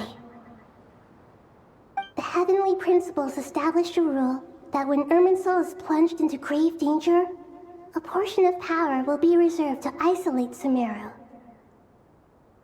That way, even if Sumeru is destroyed, the outside world at least has some time to catch its breath. We'd certainly need it. The heavenly principles created almost everything that exists in Teyvat today. To them, preserving the existence of the world and its inhabitants takes priority over protecting Sumeru. Meaning, protecting Sumeru now falls to you. Yes. My own power may be limited, especially compared to yours. But that doesn't mean that we're just gonna sit around and wait for the end. If necessary, I will utilize any and every means at my disposal. Nicole of the Hexen Circle didn't say exactly what this meeting was about. But after hearing everything you've said so far, I think I can guess where this is going. That's right. Nahida and I discussed it at length. We both know how presumptuous this is, but... You need the pyronosis, don't you? Yes, you guessed correctly. Originally, intended to borrow it, but the situation is far graver than I foresaw. So instead, what I ask of you is to please give the pyronosis to Sumeru. Why do you sound so nervous? There's no need to be shy. Surely a gnosis is pretty important to a god. I guess, but it's not as if losing it would suddenly render us powerless. But I'm sure you don't need me to tell you that. With all the nations you've traveled to, and all the gods you've met, you must have realized that by now. As far as I'm concerned, a gnosis is basically an elemental energy enhancer. But I don't usually use it. You know me. I like to think I'm pretty strong without it. Yeah, not about to dispute that. So you see, you don't need to sweat it. Here, take the pyronosis. Huh? Just like that? Uh-huh, just like that. To tell the truth, I've always toyed with the idea of giving it to someone who needs it more than I do. I know you accompanied Nahida here to try and increase the chance of success. It's a good thing you did, because your involvement is one of the main reasons you've managed to persuade me. Are you sure about this? Handing over your gnosis just because of me? I won't try to quantify it, but trust me. Handing over the gnosis to Tumaini is far from the craziest idea I could think of. Besides, even if you hadn't come here personally, I think I still would have agreed to Nahida's request. Irminsul doesn't just affect Sumeru. It impacts all of Teyvat. I know all too well how difficult it can be to protect the things you care about. So logically, morally, or however you want to cut it, helping you is the right thing to do. You don't need to tell me the specifics of your plan. Where the gnosis is involved, the tighter the secrecy, the higher your chances of success. Malika, my heartfelt thanks go to you and the people of Natlan. Don't mention it. But now for the hard part. How do I actually give it to you? The Irminsul barrier is right in the way. I have an idea.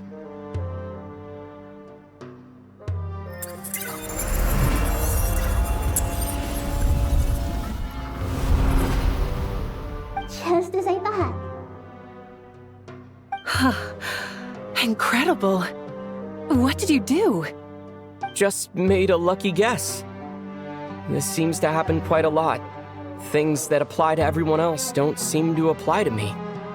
I figured the same might be true here. Irminsul usually produces effects based on the records it holds. Since the Traveler is a descender, Irminsul contains no records of him, and thus has no way to impede him. Is that right? You really are full of surprises. Catch. Whoa! Thank you, Mawika. Thank you for trusting us with something so important. All right. No need to get so formal. It's not like we're strangers. Besides, there's still one problem. You might be able to pass through the barrier, but I don't know about the gnosis. Any other surprises for us, Traveler? Let me try something. I have the pyronosis in my hand. It feels strangely ordinary. Not particularly heavy, and yet this tiny thing symbolizes the mighty authority of a god. I need to think hard about my memories of Pyro. My memories of journeying through Natlan. All those important experiences I've had. The gnosis disappeared. Traveler, are you alright? I'm fine. The pyronosis disappeared into my body. Just like phlogiston. Maybe it resonates with you because you've mastered the power of phlogiston. You might not be recorded in the ley lines, but You're still our Tumaini. Whew.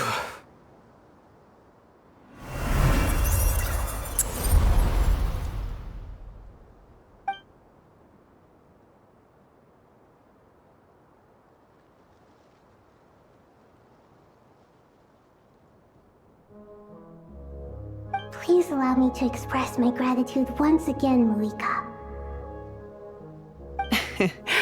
Pleasure. Well, I've given you all the help I can. The rest is up to you. Good luck. We won't let you down.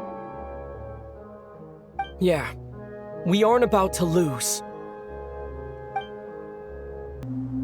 Traveler, Paimon, how are you feeling? Paimon's a teensy bit nervous, but only a teeny tiny bit. Seems like she's gotten way braver over the last few years, huh? Of course.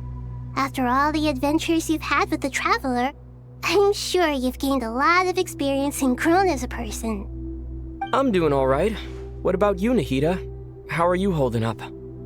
With the negative effects of Irminsul, I'm a bit like a piece of fruit that's been burrowed into by hungry insects and left to rot. I'd be lying if I said it was nothing. But please don't worry. We all know what we're getting into, and we've prepared as well as we can. I believe in everyone. I believe in you. And I believe in myself. Stoking the fire inside oneself is certainly one way to live, but knowing when to rely on one's companions is also a form of great wisdom. I've been quietly learning little things from everyone, like plucking tufts of fur from a sumpter beast. Me too. With the constant traveling, I'm always learning and growing. That's the journey of life. I think there's someone else here who would share that sentiment. Don't worry about what I think. I was just passing by and happened to overhear your conversation. What are you talking about, Hat Guy? This is the top floor. No one passes by the top floor. Says who? You can fly just like I can. I would have thought it makes sense to you of all people. I don't know why, but I feel a little more relaxed now. It shows that you feel comfortable laying down your burdens in our presence. It means that Sumeru is a place you can trust, where you know we have your back. And we feel exactly the same way around you. That's what it means to be friends.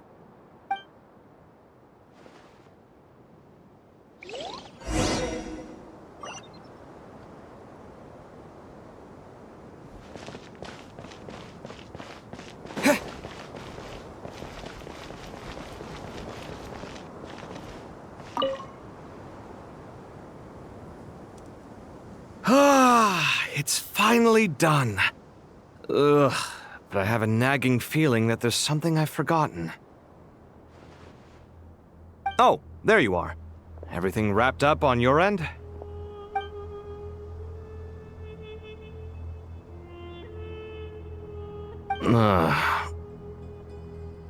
Okay, fair enough. That was a pointless question.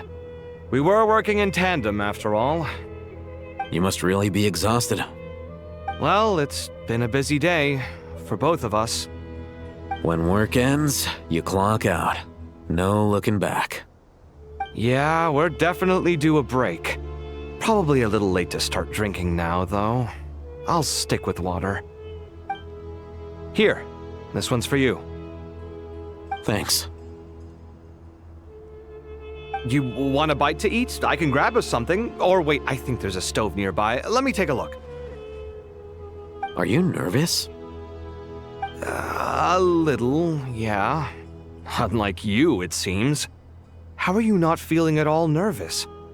Because everything that happens next is beyond my individual control. I don't worry about things I cannot influence. What do you mean, cannot influence? You're the one who came up with half of the strategies we ended up using. There's only so much I can do. I was only doing my duty. Was it like this last time, too? You mean with Azar and his accomplices? Yes and no. The situation back then was easier to control, but we weren't as prepared as we are this time. So the enemy is stronger, but so are we. I still vividly remember the way you interrogated me in the library after the fact. Where were you when Sumeru needed you most? If your memory is so vivid, you might also recall that it was you who came looking for an argument. You're often the one who initiates these things, you know. I came for a conversation! I didn't know it was gonna turn into an argument! Anyway, at least I showed up this time. So, what do you think? What do I think? I think we're certainly better off for it. It's good having me around to help out, huh? Absolutely. As a citizen of Sumeru, you displayed a remarkable sense of responsibility in the face of disaster. Certainly feels that way.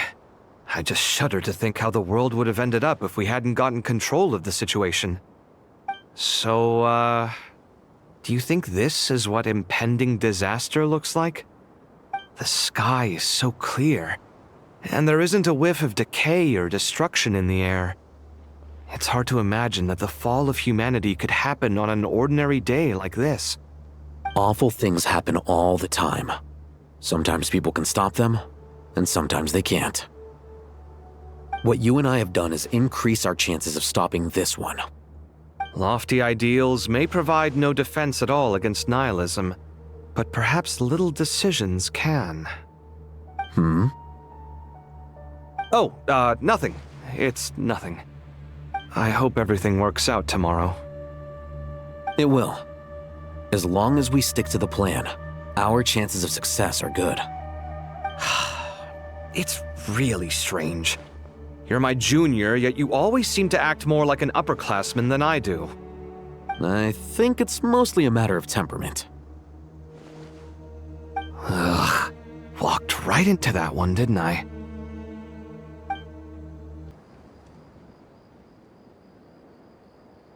We'll make our move after sunrise tomorrow. Good. Is everything ready? As much as possible. That'll be enough. Don't let the pressure get to you. We'll take things one step at a time. That's how we've always done it. Master Tainari! Mr. Sino! So this is where you were. I brought some juice and some water. Would you like some?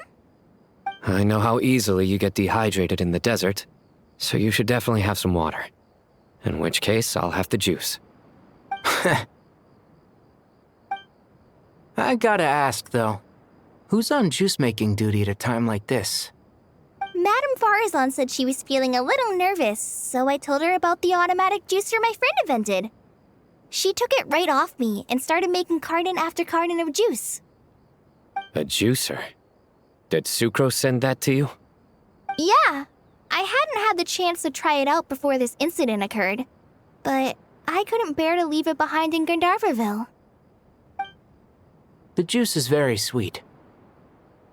I think so too.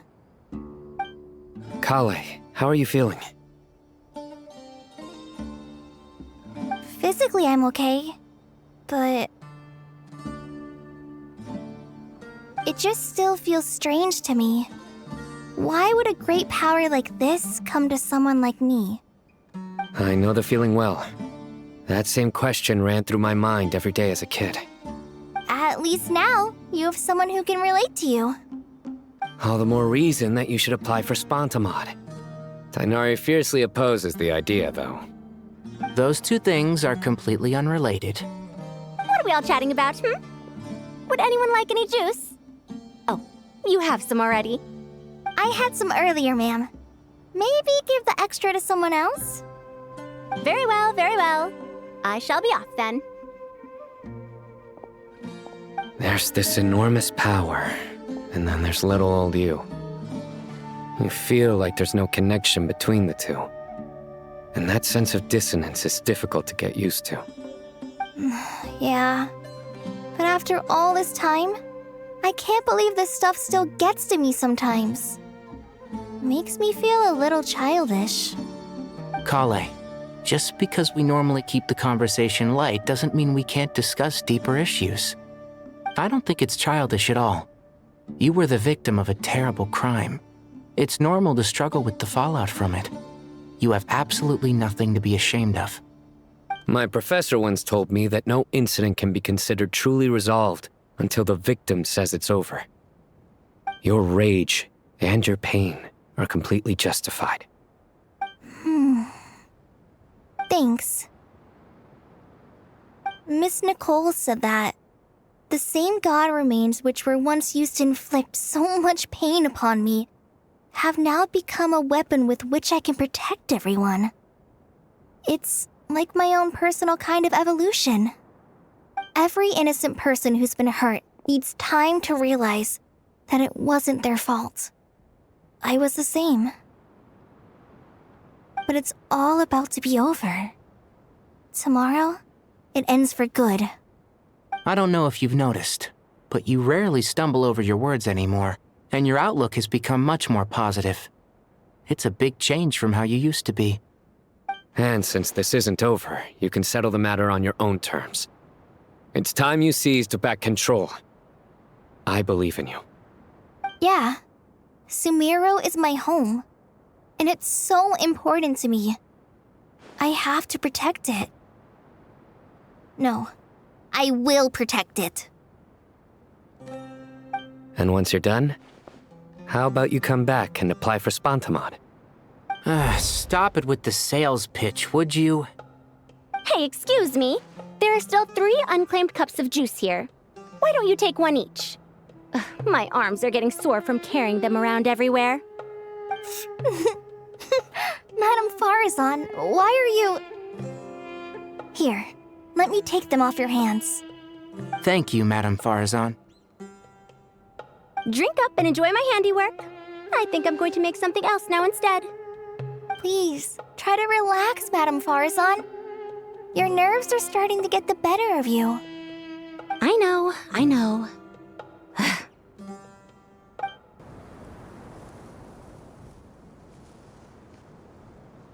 Something on your mind, Miss Nefer? Nothing in particular. It's just... right now, the future feels strange and unfamiliar. But the future has not yet arrived. How can you say how it feels? Some people know that there's an impending disaster. Others remain blissfully unaware. Each group is imagining an entirely different future while walking towards the same one. But when they get there, they'll still find they feel differently about it. People are shaped by their circumstances. Different circumstances create people with different perspectives. I've always found the perspective of the Vahumana Darshan to be a particularly incisive one.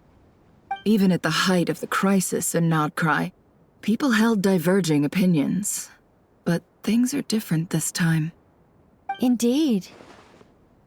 Regardless of faith, gender, wealth, skin color, or eye color, everyone in Sumeru knows what will happen tomorrow. The world has never been an especially fair place. Yet now, against all odds, a moment of unprecedented unity and equality is about to take place. It's fascinating. If only my father could have lived to see this era. Era. To me, that term represents a much greater span of time.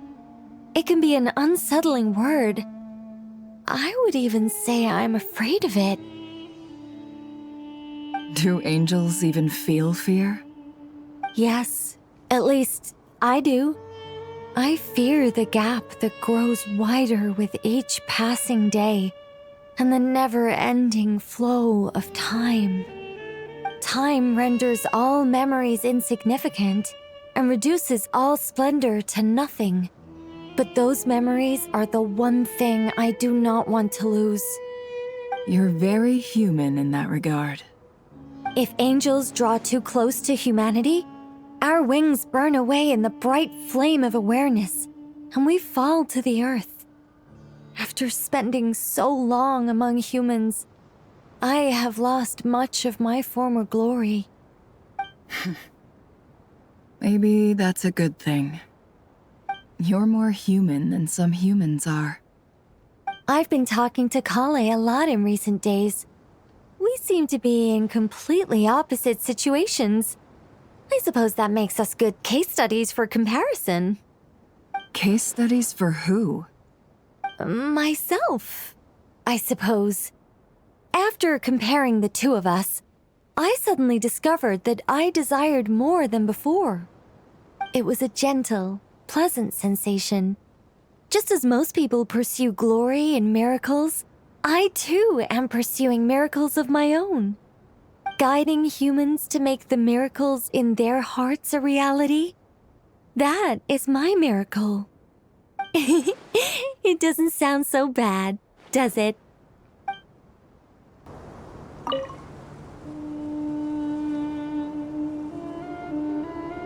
Too bad we've got a fight tomorrow. I could really do with a stiff drink.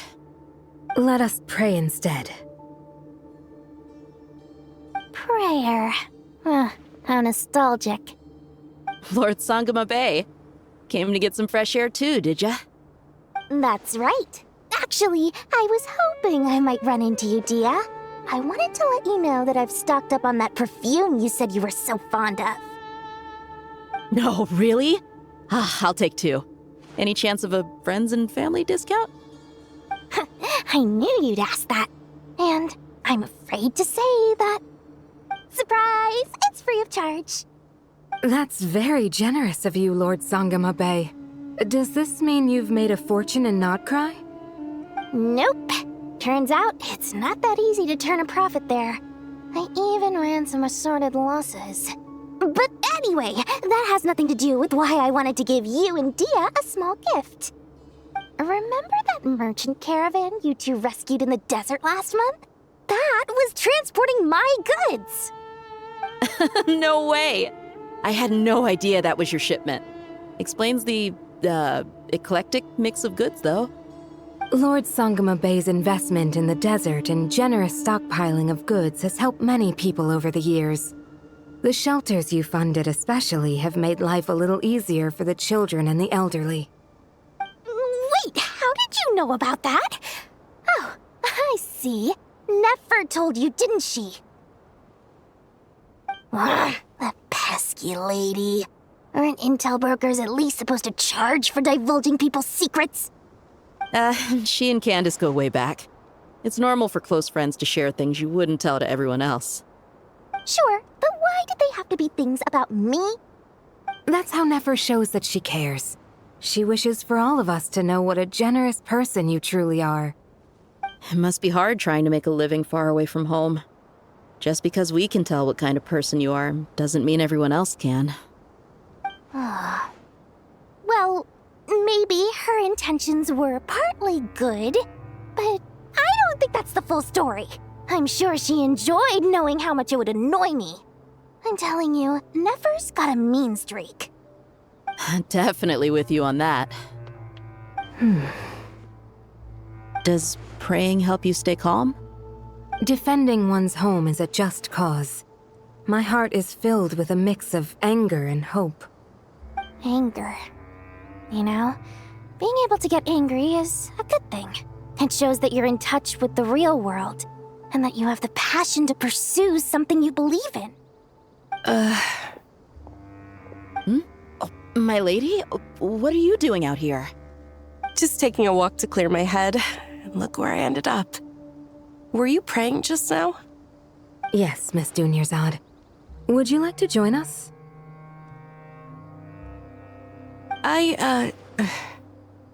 Come on, it's fine. She won't mind who you pray to. Oh, then sure.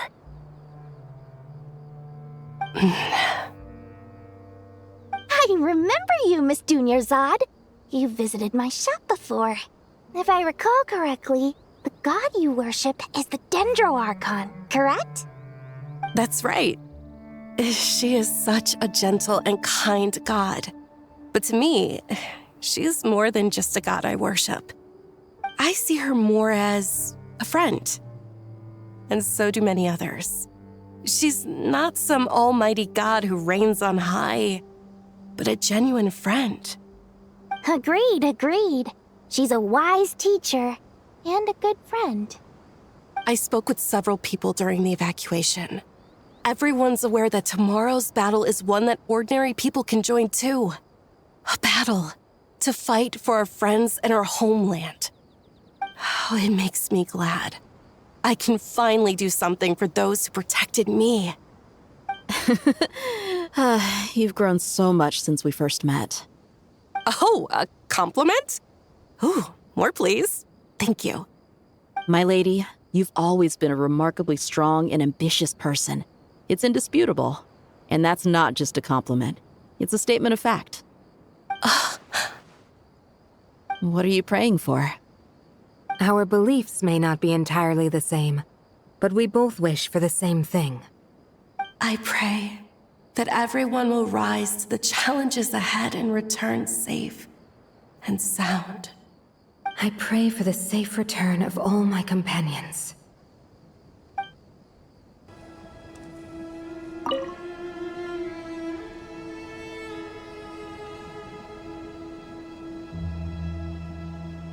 Look at the time. I should head back. I'm so sorry. I was in a hurry and didn't look where I was going. Are you all right? I'm fine. Wait, you're...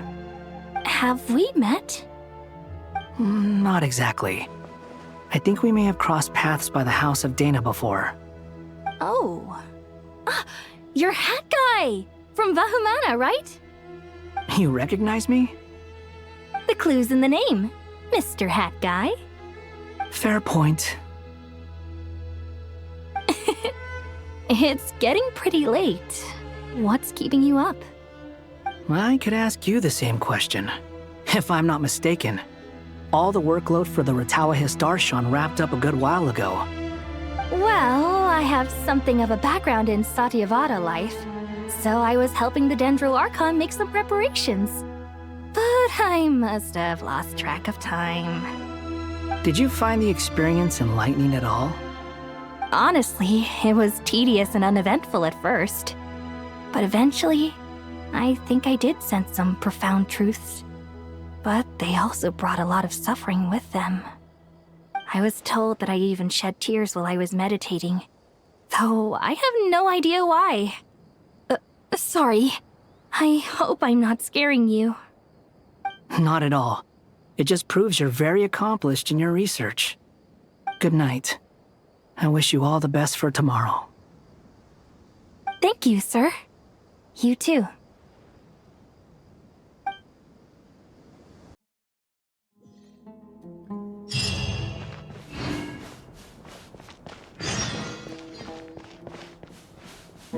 Time to go!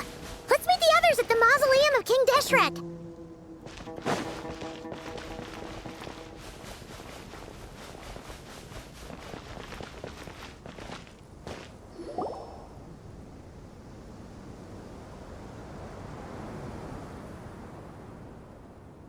I have not felt this way in a long time. Standing up high, gazing out at the rolling dunes. One cannot know what freedom truly means without first losing it. The golden slumber truly lives up to its name as a dreamland. Though desert sands exist there too, no mirage, no matter how glorious, can compare to true beauty. Dendro Archon, what is on your mind? I was wondering, whose counsel I should seek on the questions in my heart. What kind of questions? So many. More than can be put into words. As I once said to a friend, we look, we see, and we comprehend. But the question still troubles us. What are the many disasters that this world faces, but the sum of all irresolvable questions? The biggest question you should be asking is how to seize victory. Yes. Although, I would express it differently. I must not fail. And so the question I am most curious about now is whether the path to victory will be an arduous one. What we declare to be a young sapling, we may, in fact, find to be a towering tree. If we would only cast aside our ignorance and look beyond the veil of time to see her true form. Nahida! We're here! Just in time. The preparations are almost complete. Ready when you are. We're here too. Miss Nicole! Miss Nicole! You run so fast! I thought I'd get a lot of exercise as a forest ranger, but I can barely keep up with you. Sorry, I got a little carried away. Lesser Lord Kusanali, the equipment is ready, and the modifications to Aru are all complete. As discussed during our meeting, Accessing Irminsul via the Akasha is no longer feasible at this stage. There are other options, it's just... they're a little more extreme, and more technologically demanding to implement. Maybe you should take it from here. The architecture and functionality of the Akasha terminals overlap considerably with Aru. There is reasonable evidence to suggest that one was developed based on the other, or that they both utilize technology of the same origin. As long as the transplant and merge operation succeeds, Aru should theoretically work on a scale greater than the Akasha and approximately equal to Irminsul.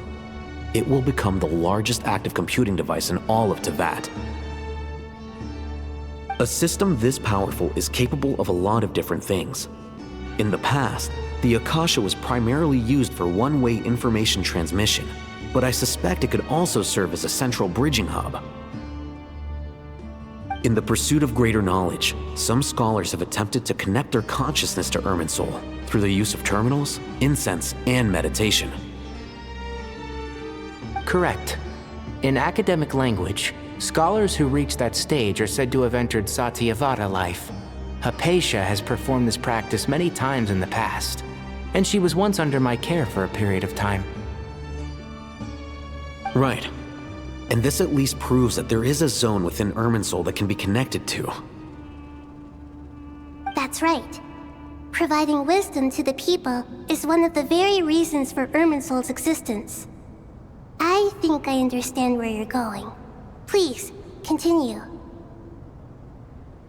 In that case, I'll skip to the conclusion then.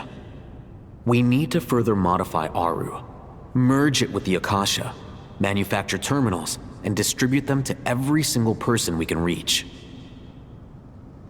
Every person? Even the desert folk? Yes, everyone. I've already calculated the amount of raw materials we need.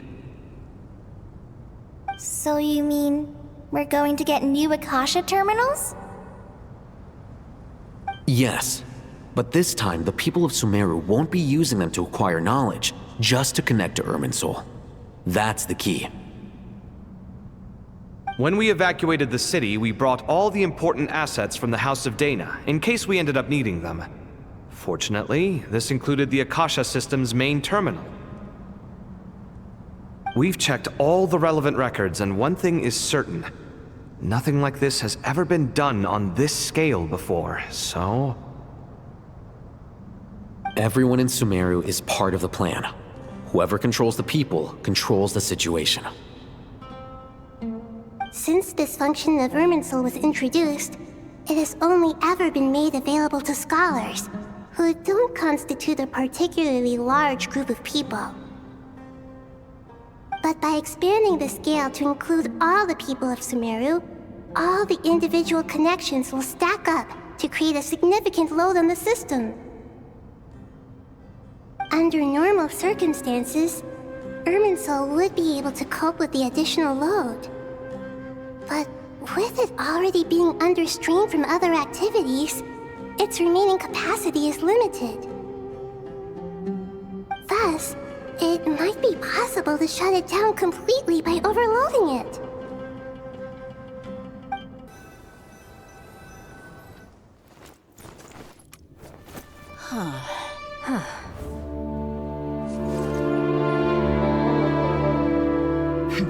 Counting down. 3, 2, 1. Are you ready?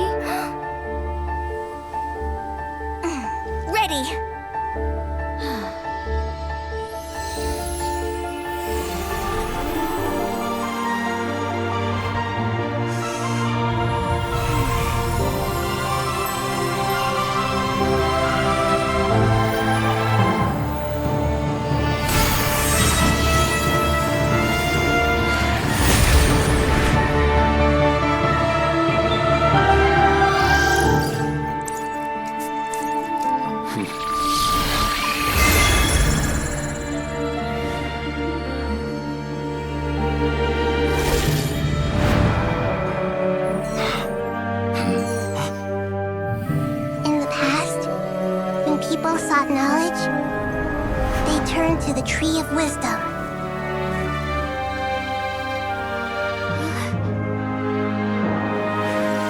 Today, we use it to save Sumeru and the whole world.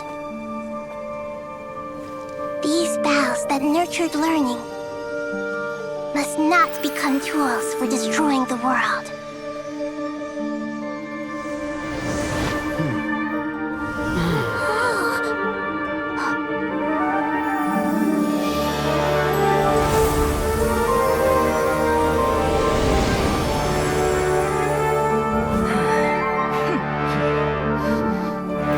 Stop.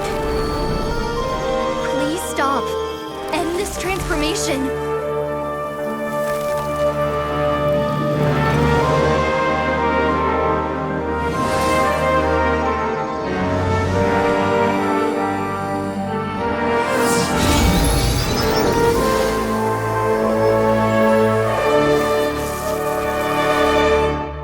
You would shut down Irminsul just to stop me?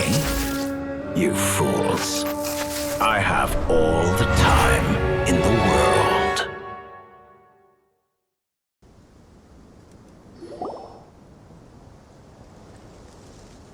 Success!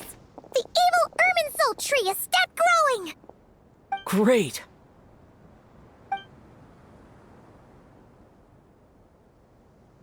What a display of true courage!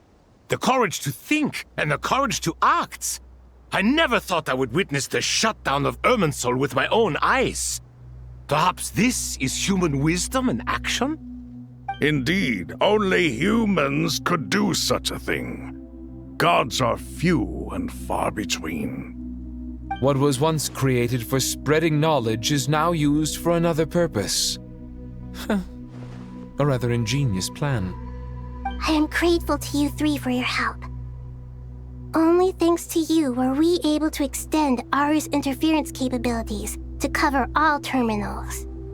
Now, nobody who wears a terminal will have their activity accurately tracked by Irminsul. No matter how many eyes Dottore possesses, he will not be able to see us clearly. Now for the next step. I will need the help of your supreme powers once again. How might we be of service, Lord of Dendro? I need to reach the Eternal Oasis immediately. Right now? In that case, Ibis King, would you agree that this is a fine opportunity to dust off our old tricks? Never. I assume you have that chess set with you? You mean the one you gave to me as a gift? Asking for it back, are you? How could I? You misjudge me. I just wanted to show you another way you can use it. Connect to Safhe Shatranj.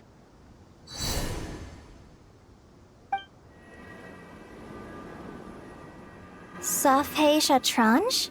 You mean that place in the desert?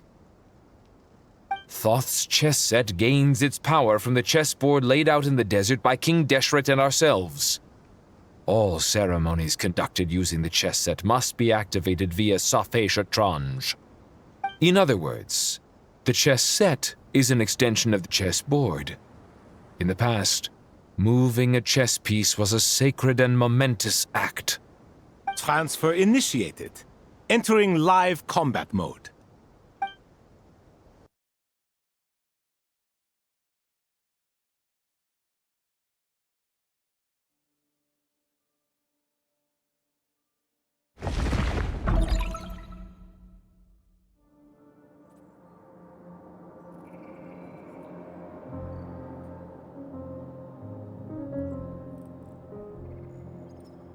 We haven't heard a single word from our spy in the desert. I'm afraid he might have been captured. Never mind. But we spent years turning him. And a lot of Mora. Nothing comes for free in this world, but the loss is not without its purpose. For a small price, we have wasted a precious amount of the limited time they have. Quite a bargain, if you ask me.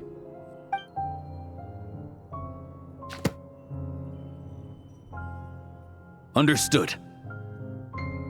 Weighing profit against loss is a necessary part of life. But to tell the truth, I have been operating at a loss since this all began.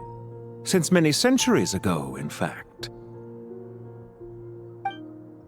For instance, why would a banker act as the executor of a will? If you hadn't deposited your personal belongings at Northland Bank, I would have no reason to be here right now.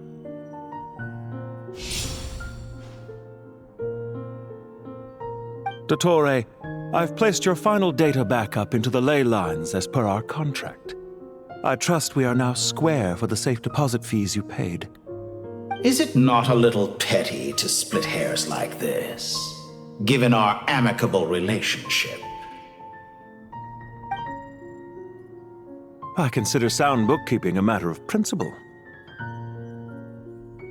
Do not forget that you only live to see this day thanks to me. In fact, every day of your life since you met me, you've been living on borrowed time. Why, that's hardly a fair assessment. I will concede that my survival was perhaps at your whim, but I became a harbinger on my own merits. Managing money is not like other professions. Mine is not a role I could have acquired based on your recommendation alone, and certainly not one I could have lasted so long in without genuine ability. The information stored in the ley lines is quite comprehensive. Rest assured, I have not forgotten how strong your pride is. Well, I presume you have no sense of fragmentation while talking with me. How could anything possibly go wrong with such strict measures in place? The remainder of your soul was split in two, with one half sent to Nodcry and the other stored in the most secure vault of the Northland Bank. Though I must say, your disdain for the other segments is quite amusing. Zandik is you, and you are Zandik. Zandik created the segments, yet you, a segment yourself, reject him. That is, Zandik, created segments of various ages in his later years. To achieve this, he had to freeze time and part with a portion of his soul. But as constructive as it sounds, it erases my uniqueness. If each segment is equally me, then by the same token, none of them are truly me. A soul living forever in the past inevitably holds different views than he did in his later years. The same thing that completes me also restricts me. You too might ask yourself which stage of your life you want to be preserved at. The day your business failed? Or the day you were framed by a gang and sold off to a medical lab as a test subject? We needn't dredge up the past. This undesirable plan was eventually scrapped. Lesser Lord Kusanali was quite right. I needed an opportunity to eliminate myself. And after that, I concluded that there was no more effective plan than directly splitting the soul. Once the soul is transferred out, you will find that creating a physical body is far simpler than creating a puppet. The other half of your soul suffered a crushing defeat in Nodcry, you know. And yet in the process, I obtained the information I always wanted, did I not? Because now we finally know where the best testing ground truly lies. I once thought your ultimate goal was to ascend to godhood. But as it turns out, that was merely one of your experiments. Experiments take many forms. Most people are too eager for success, too fixated on the end goal. They forget that the experimental process itself is just as important. A suspiciously vacant seat, a new face. I trust you can put two and two together. The reason it doesn't exist is because someone tampered with the record. What can I say? After all your efforts, you really did uncover the world's secrets. So, is the new world you promised a lie? No, it never was. I am glad to be able to control Irmin's soul from within. Now I shall attempt to create a new world inside the existing one. Almost everyone faces the prospect of death. But not a single person has ever been able to experiment unrestrained in the afterlife through sheer force of will. I am the only one to have overcome this enormous challenge. Would I not be letting the world down if I didn't make the most of the opportunity to experiment? Clearly, the dividing of your soul did not affect the magnitude of your ego. Out of all the versions of you that have ever existed, this you is the most insane and the most radical. Is that why you chose to work with me? Which was it then? My insanity? Or my radicalism? Could I call myself a venture capitalist without a suitably ambitious plan to invest in? Yours happened to fit the bill quite perfectly. Well then, I must say, while I am surprised enough that you showed up at all, what surprises me more is that you chose to present yourself as my former subordinate, and not as the banker Pantalone. Why make things harder than they need to be? Exposing my true identity in a situation like this would only serve to destroy diplomatic relations between Snezhnaya and Sumeru. I daren't imagine the consequences. Showing up in the name of the original antagonist gives you the recognition you rightly deserve, while also being sensitive to Snezhnaya's predicament. It was an easy win. As for why I'm here, if you're suggesting that your credit is in the negative, I won't argue with that. Many people say that about you. I'd argue that a significant factor in your willingness to cooperate is the fact that you have but a few years of life left after my death. Living and dying together has a way of binding two parties together rather closely. Is it not true that a relationship should be judged by both the positive and negative returns it yields? So some of what I said actually made it into your head after all. It's true that I hope you don't die too soon, but don't you find that a strange thing for me to say? After all, you've already had quite a long life, especially for a human being. Let's not pretend that you're any more innocent than I am. Are we not the same in this regard? We both despise the existing laws of this world, and neither of us enjoy being under anyone else's control. Is it really so greedy to want the world to operate by a new set of rules? Of course not, my dear friend. And as I've said before, mutual interest is the foundation for the most reliable of relationships. You can attest to that. I just hope there never comes a day when I have to work too hard to prove that. Regrader, sir. People have been spotted approaching Sumeru City. How strange. Despite your access to Irminsol's data, it appears the soldiers noticed before you did. They must have found a workaround. Well, Dottore, I trust you know what this means. The fact is... They're coming. They'll breach the city gates any moment now. But even so, I would say Irminsol is a wonderfully convenient thing on the whole. If you do manage to create a new world, perhaps you could plant one outside my office, too. I'll consider it.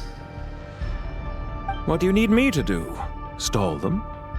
The experiment will take time. Stall them for as long as possible.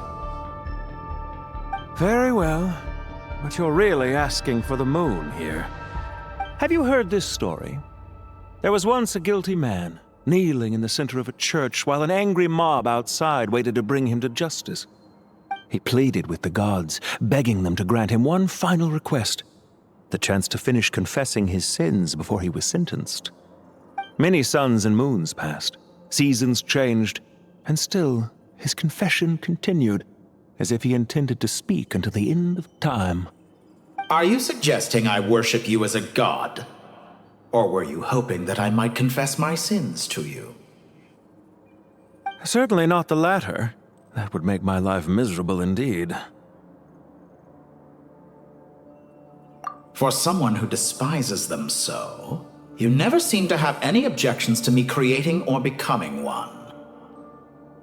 At first, I thought you'd be furious. concerned I would terminate our partnership, were you? Not at all. You had reasons why our partnership must continue. Don't you find people's attitudes toward gods amusing? A god descends from the heavens and people worship it unreservedly, blindly following whatever rules are given to them.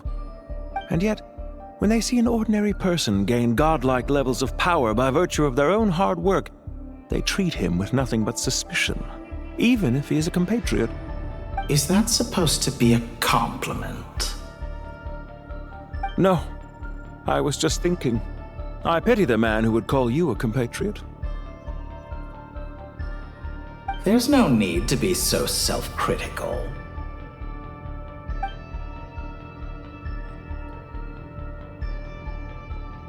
I know it's a little late in the day to be asking this, but how have you been keeping? I'm flattered that you would take the time out of your busy schedule to consider my well-being, Doctor. The part of your soul that went to Nodcry caused quite a stir, sending our organization back to the drawing board on numerous fronts. It was quite a headache for everyone involved. Dear me, I must have caused you no end of trouble. You certainly did. I had the rare honor of being summoned before the Tsaritsa with Pulcinella to answer for myself. A terrifying ordeal. Don't worry, I pulled through. At most, it's a public relations nightmare. I made sure of that. Now I'm curious. How did you explain yourself? Oh, it was quite simple. I just pinned the blame on someone who wasn't there to defend himself.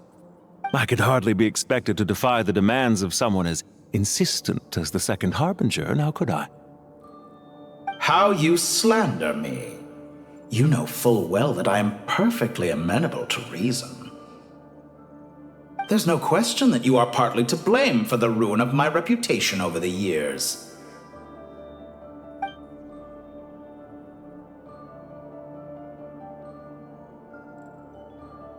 Do you have anything lined up for when this is all over? Hard to say. Field work always takes quite a toll on me, as you know. Once I'm back at Snezhnaya, I'll start with a well-earned cigarette. Why are you so eager to ruin your lungs after I went to the trouble of replacing them for you? If you have an issue with it, feel free to try to stop me.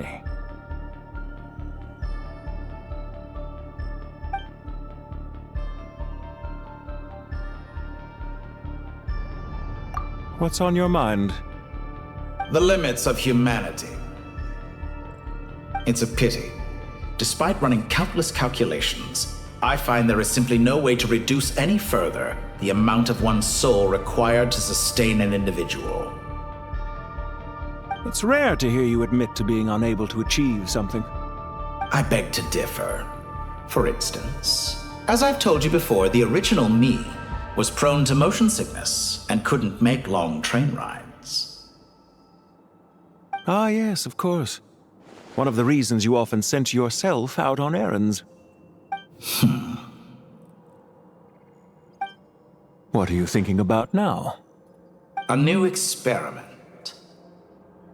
In the event that my soul was depleted, say we extracted my data from someone else's memories, yours for instance, and then combined it with your intact soul as the base material, what would we create?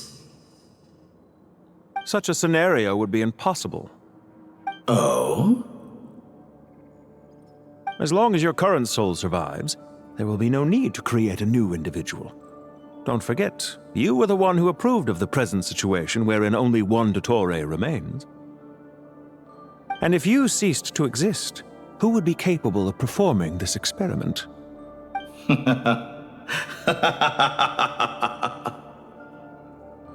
Since the day I met you, you've always excelled at talking your way out of a quandary.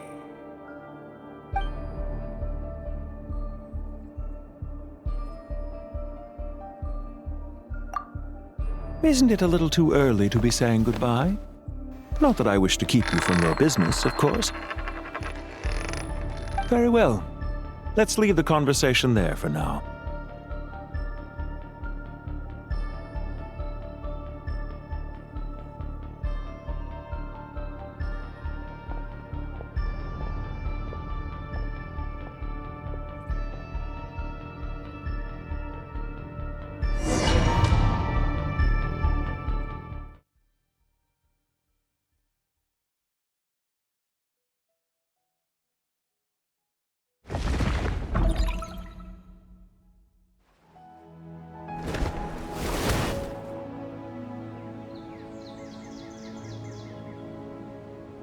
The power of King Deshret's 7 pillars is truly remarkable.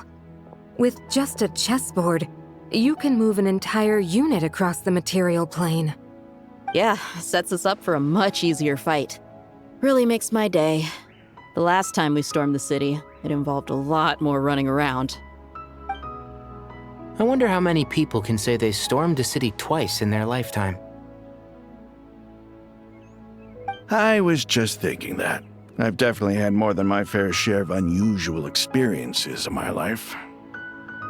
This is my first time here, actually.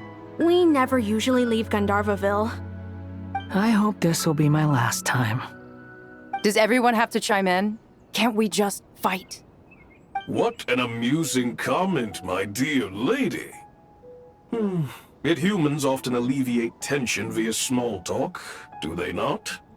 Whoa! Why is Candace's shield talking? Because the image on her shield is one of me. And I, of course, can appear wherever I wish to. Huh. Well, la-di-da. Isn't that fancy? Could I get in on this? You wish for your gauntlet to speak? Why, certainly. Ahem. I think you'll find that it is I whose image is carved hereupon. Thanks. Definitely feel stronger now. You're welcome, my lady. I am glad to lend you my power. Sino, what's the situation? There are troops stationed at every entrance. As we expected. A frontal assault will suffice. Everyone, stick to the plan. We'll take the main entrance. You head for the House of Dana's side door. Move out.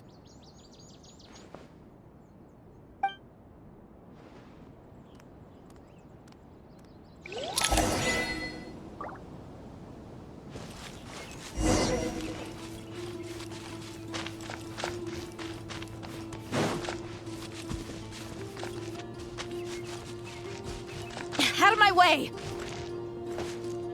Take this! Watch out! Your maker! Get lost! Whew. Thank you, Jed. You gotta be more careful. If you're not ready to put your life on the line, you can't be certain of defeating your opponent. She's right. Keep your wits about you, Rana. Let's get it on!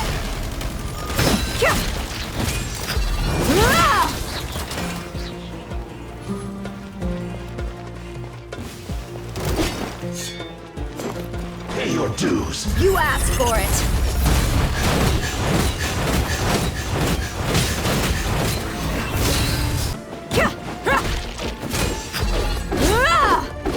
You can't run from death.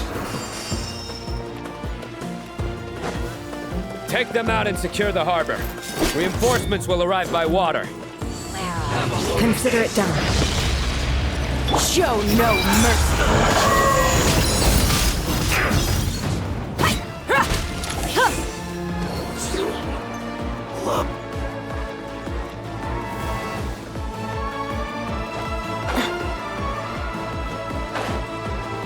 Looks like we're in a fight. Please! Let's get it on! You're dead meat!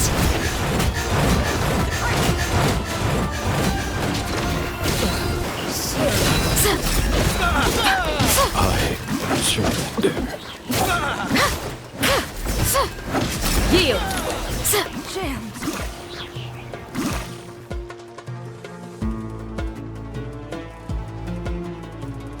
Waterway secured.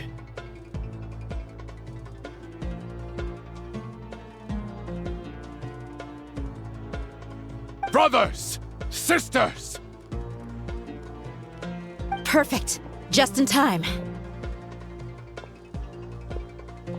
Welcome. Once we've linked up, we'll continue the advance. The team has arrived at the north entrance, as planned. Good. Press on.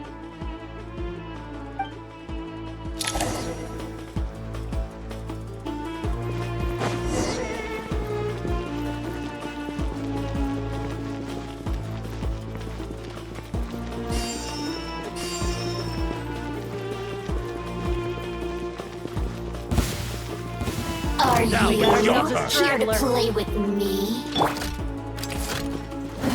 Do your worst! Let's get it on! Hi! Through me, justice is served. You stand condemned. Did it Guilty. take too long? Couldn't fix it.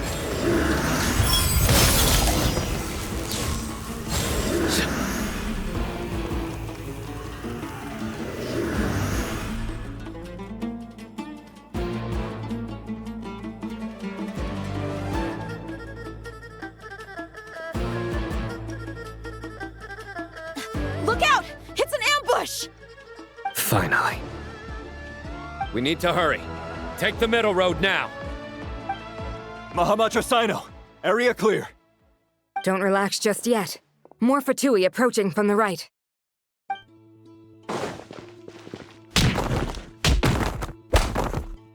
Irminsul cannot track our movements. If necessary, we could split up. Don't worry. We'll wipe them all out. As you can see, our people came raring to go. Good, good.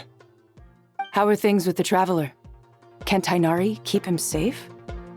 Don't underestimate Tainari just because he's a forest watcher.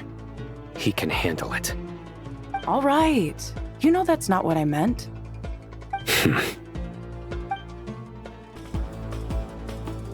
Sino and the reinforcements have drawn the Fatui's fire away. It's our turn. By using a cluster leaf of cultivation, we can pass through certain terrain silently. Good luck with that. We'll just fly up there. Huh? Oh, yeah. Paimon forgot she could fly. Ready? Ready.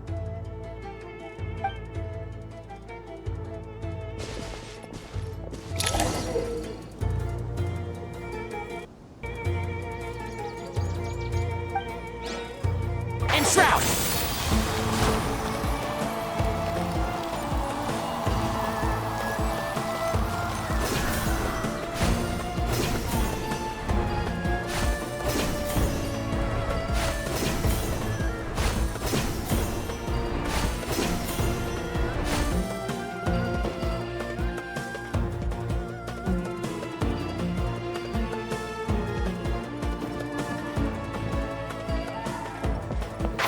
Can't see?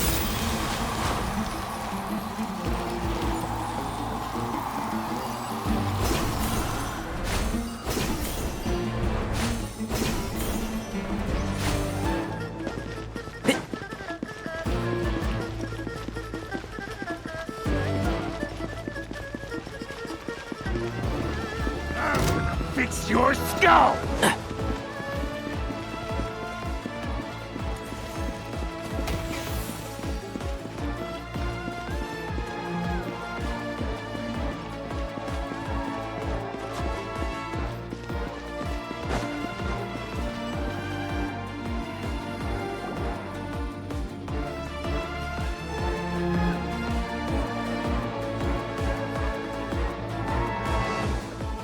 Fatui soldiers up ahead.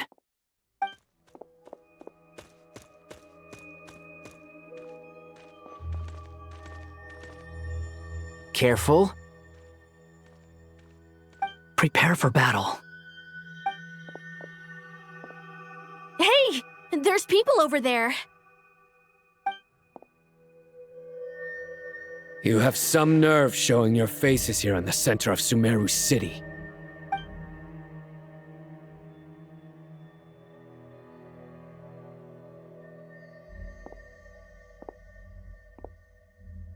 You're right on schedule. Well, this guy sure as heck isn't your average Fatui sergeant. They've stationed quite a few people nearby. It definitely looks like they were waiting for us. But something feels off. Everything about this guy feels too deliberate.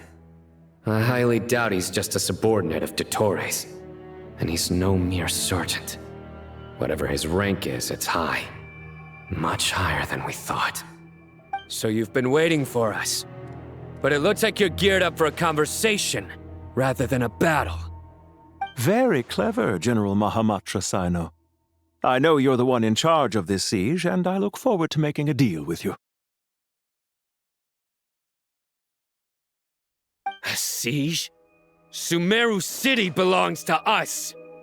Historically, yes. But things can always change. We have quite a sizable force with us, you know. For instance... There's a Putei ambush at the north gate. Can you handle him? We can for now. Yes, I'm quite sure both sides can hold their ground for the time being. The battle has not yet reached its climax. But what happens next? Do you enjoy watching bloodshed? Surely some of those here are people you count as friends. Once a war begins, some people must die. I doubt you wish that fate upon anyone you know. Wait a second. It's a trick. He's not even there.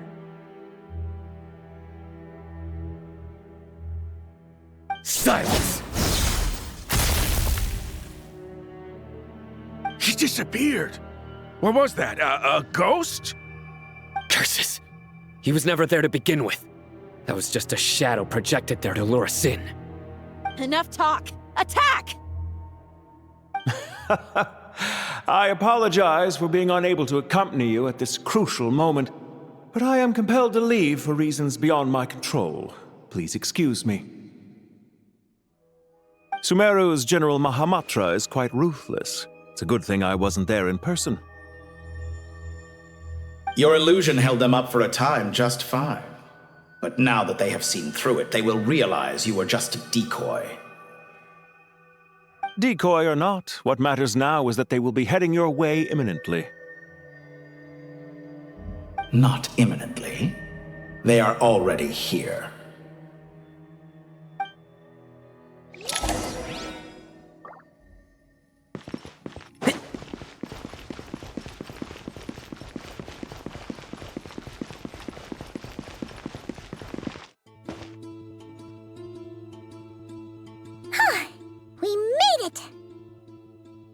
This is far enough. Tainari, you go help Sino. Don't worry about us. We'll manage from here. Are you sure you don't need me to stand guard? No need. Once the connection is established, we'll disappear from the sanctuary of Surasthana. Go help the others. All right. Goodbye for now, then. Please tread carefully.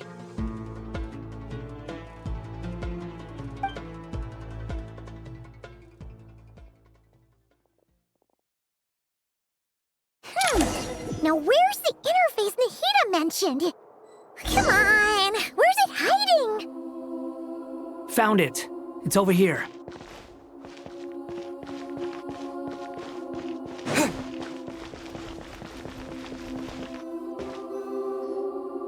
We can connect to the inside of Irminsul through the Sanctuary of Surasthana's built-in security system. You should be pretty familiar with the process. Is it the same route as last time?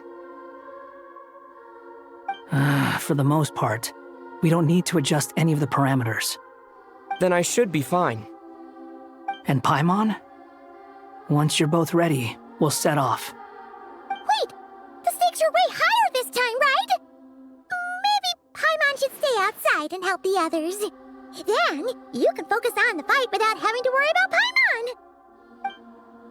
Huh? Why are you staring at me like that? It's nothing. I just suddenly realized how much you've grown. Hey, you've grown quite a lot yourself. Don't you two start getting into it again. Well, anyway, Paimon thinks she's pretty knowledgeable. Who's the best guide in Vatican? And don't forget, Paimon's a college student now. If we say Alhatham's not a weirdo, it's hard to explain how he came up with the idea of you applying to the academia. But for all that he counts, you're doing surprisingly well in your studies. Just goes to show how important it is to have someone supporting you. And Paimon's not the only one. Let's not forget that you only became a student because of Nahida's personal recommendation. That's fair. I have learned a lot in Sumeru. Oh yeah, did you ever come up with that ugly nickname you promised me? What? No way! We're friends now! Paimon gave up on giving you one ages ago. Anyway, isn't Hat Guy enough of a nickname for you? Fine. Suit yourself. We need to go. Paimon, if you're staying, look after yourself. Will do. Paimon's gonna link up with Tighnari and Sino. You guys are the ones who need to be careful. We will be. Bye for now.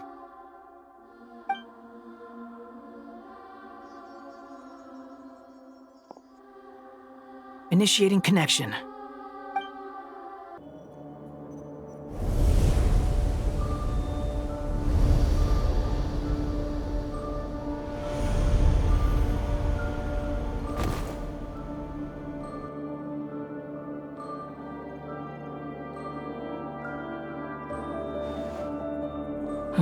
Well, here we are again.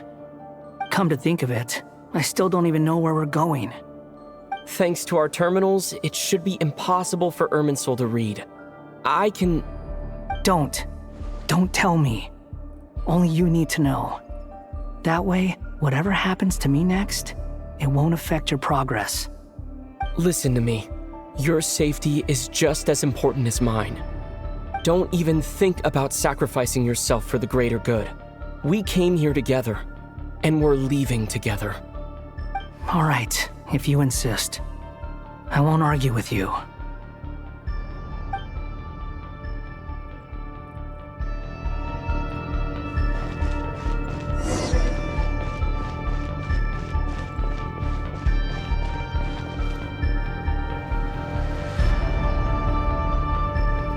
This place looks so different from how I remember.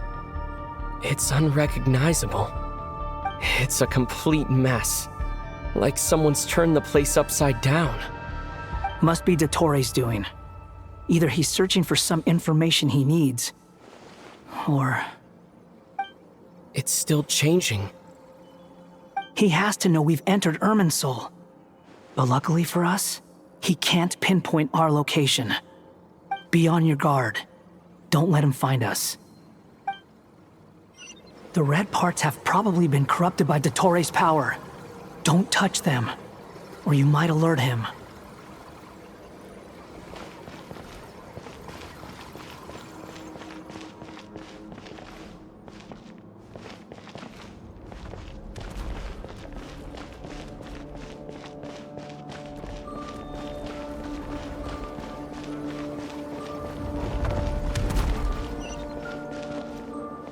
He's looking for us.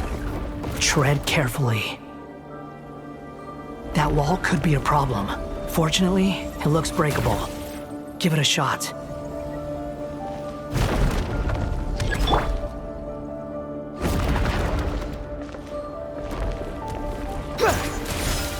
Squall and Fury!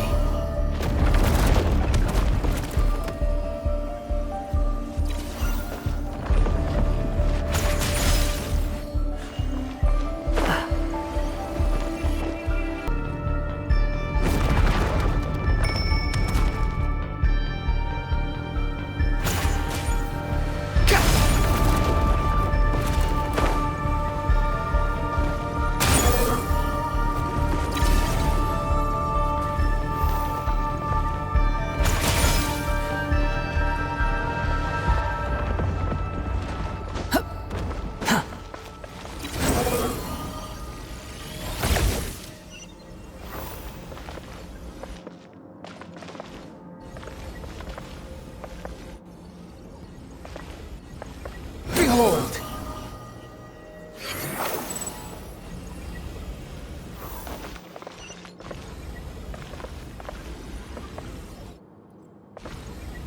Squall and Fury!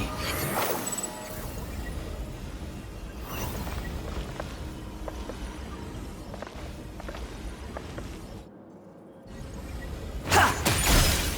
The wind rises.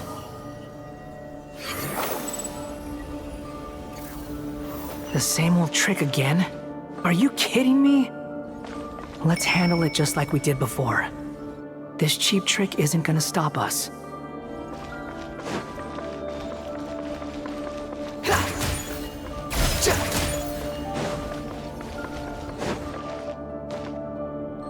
Oh no, it's a trap.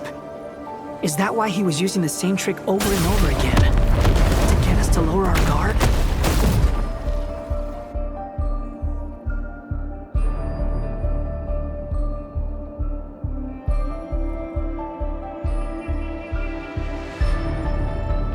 I'm trapped!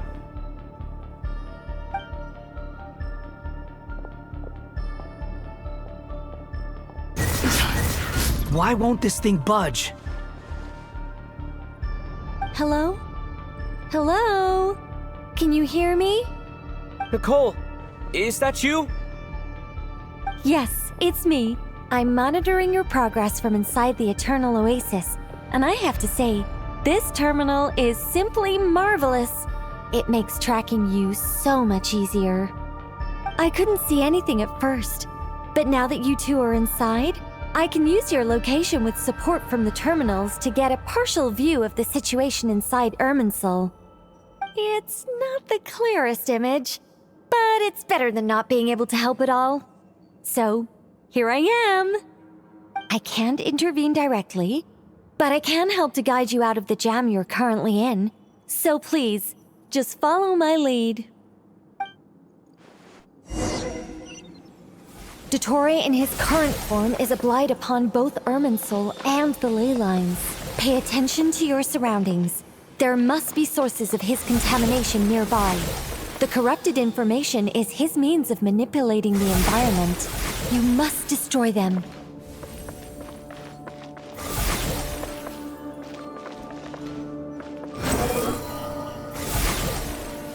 Is that one of them? Precisely. Take it out. Good work. But we're not done yet. Stay close, and let's see if we can find any others like it nearby.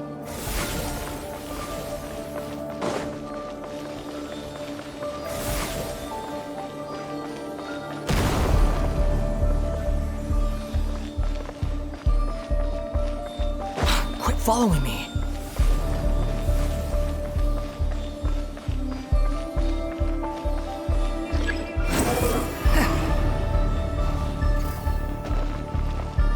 This must be another one. Agreed. Now... Wait! Watch out! It's Dottore. I think he's found us.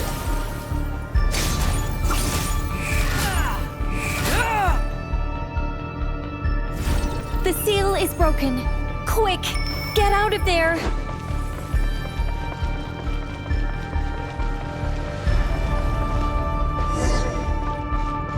And where exactly do you think you can run to?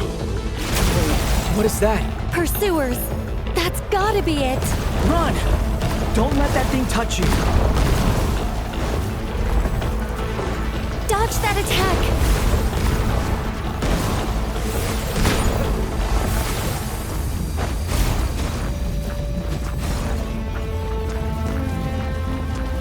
There's more than one path. Which way do we go? To the left! Trust me!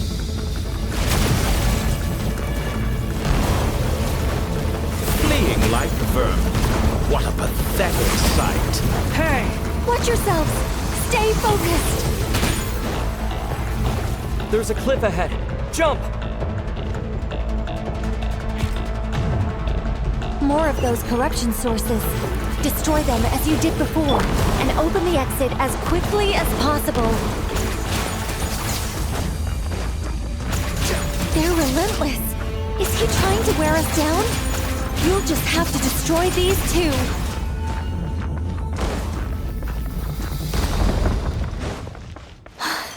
I think the pursuit is over. Hard to say. Stay alert.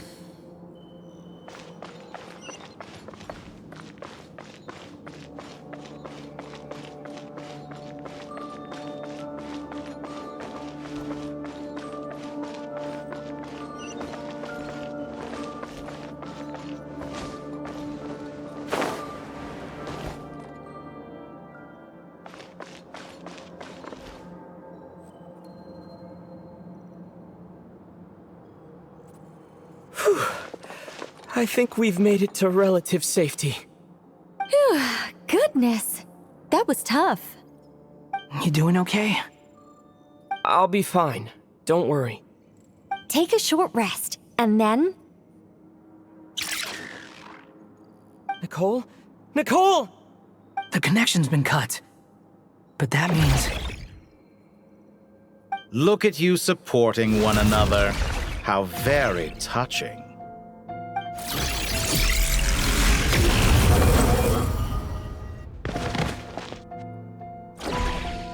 Dottore! Took you long enough to find us. You're more useless than I thought. Oh, really? I think I deserve a little more credit for my methods than that.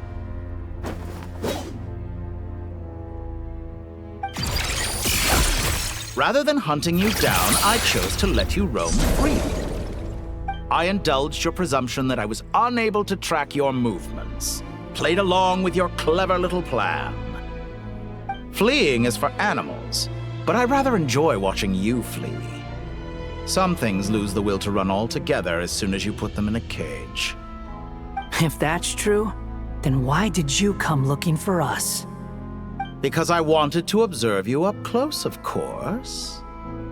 Don't misunderstand me, I'm not here for a fight. Is it so unusual that I wish to greet my old acquaintances in person? After all, it's been a while. Scaramouche.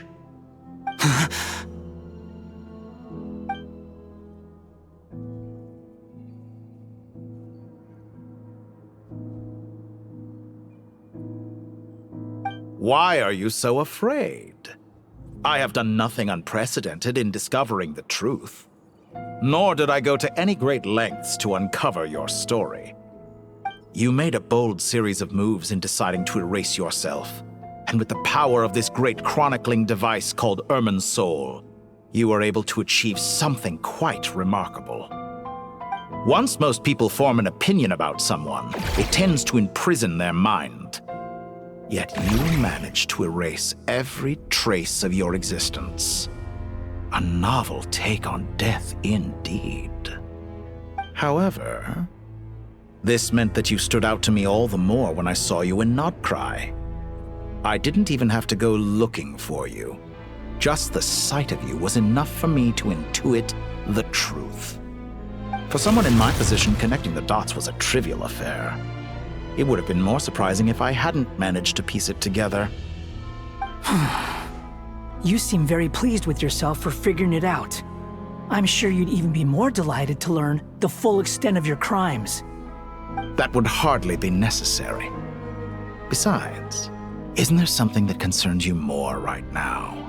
Something that fills you with dread? Let me put your mind at ease. I have no intention whatsoever of restoring any of the records you deleted. For one thing, it would be exceptionally difficult. But more to the point, I doubt that the prospect of losing your current life is all that frightening to you. Because in your case, the cruelest twist of fate is that you'll never again have the chance to make up for any of your mistakes. Isn't it? Dottore?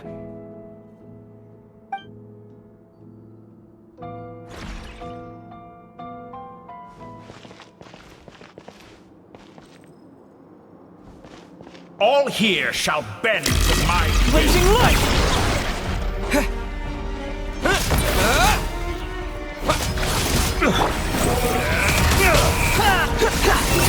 That's far enough!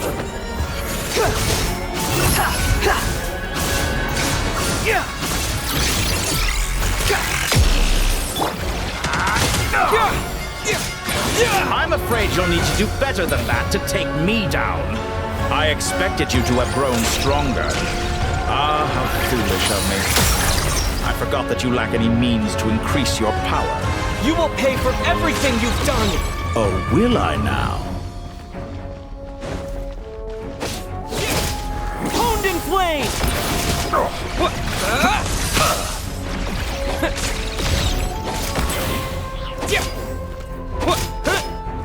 Behold!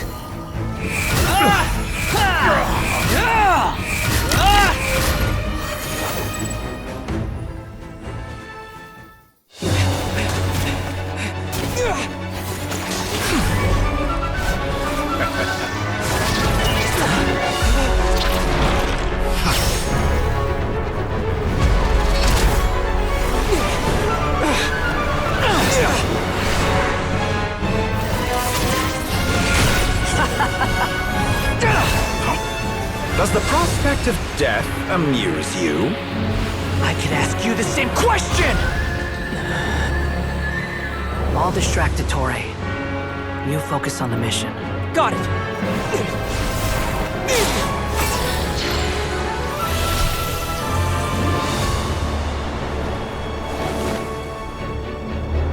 For the hopes and dreams of the masses. Open the secret door on this enchanting night. May wisdom's light eradicate ignorance and darkness, and hereby fulfill our ancient vow. Commence data extraction.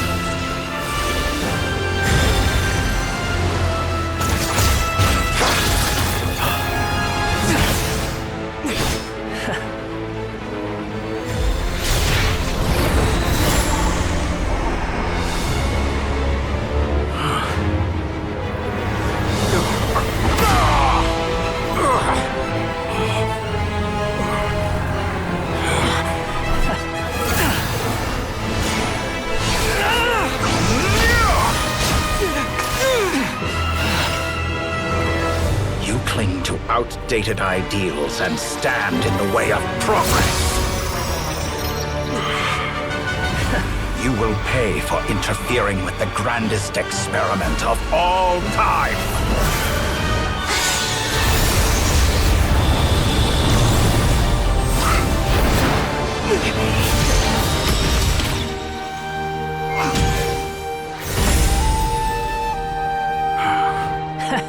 Good timing.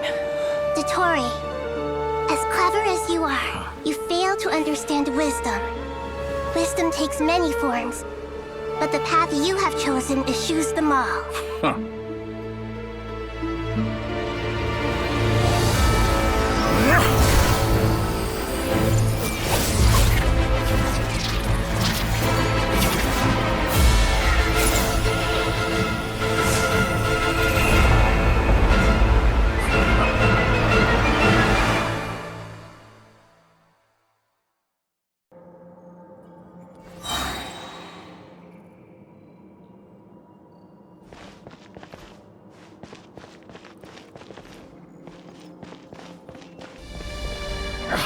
My strength is fading! Since you are within Irminsul, it stands to reason that any power you wield comes from it. You're extracting the information from Irminsul just to strip me of my power. I will find his weakness.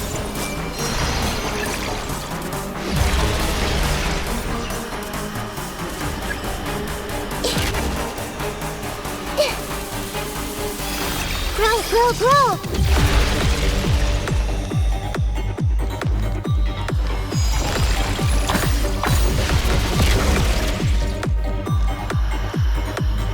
This may hurt a little.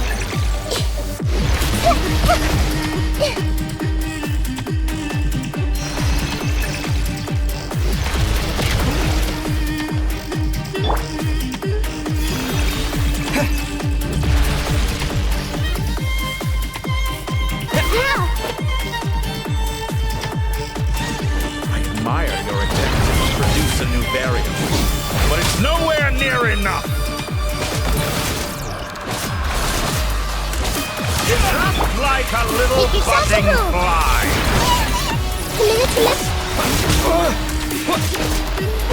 The wind rises. Bow your head. A petty shriek.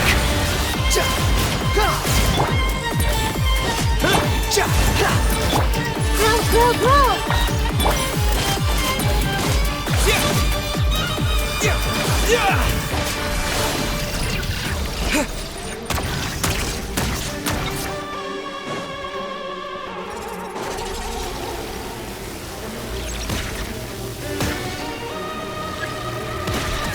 Let's try this. Muso no. That's far enough.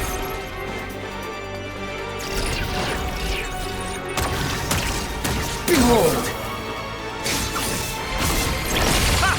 You won't destroy. We're so close. Just hold on a little longer. I'll hold him up. Traveler, Hat Guy, the rest is up to you. We certainly have a knack for surprising each other, don't we? I'm just getting started. It's time! Say your prayers! Stay on the offensive and watch your back.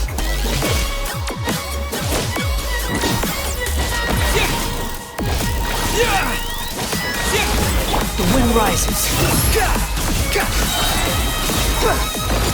It's time! Say your prayers!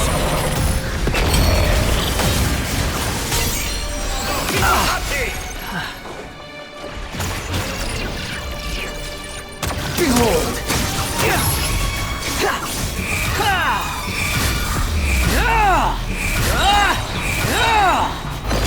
It's time! Say your prayers!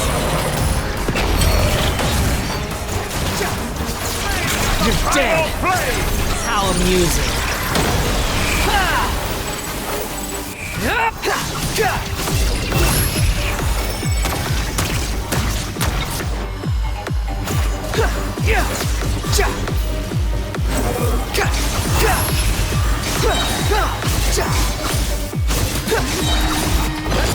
It's time! Say your prayers!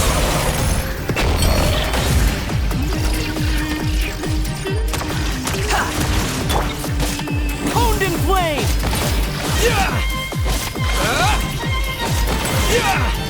The wind rises. Burn all before you! Blade of the primal! It's time! Say your prayers!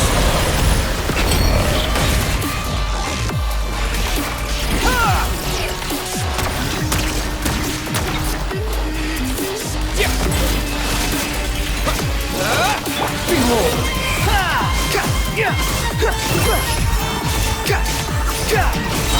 Try this! It's time! Say your prayers! Finally, time for you to die. Excited? Time for me to die? How could I have reached this place if death were something I feared? The last gasp struggle of a dying man is a pretty pathetic sight. And I know it when I see it. We shall see about that.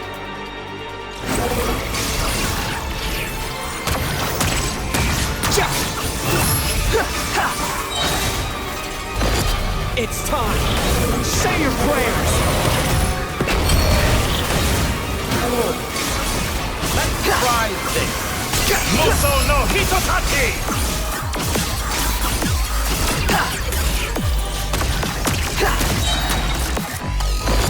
It's time! Say your prayers!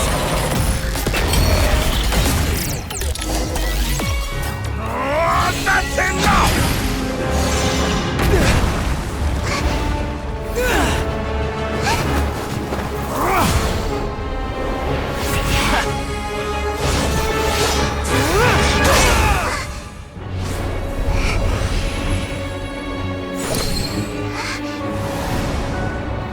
It's all yours. Do with it as you see fit.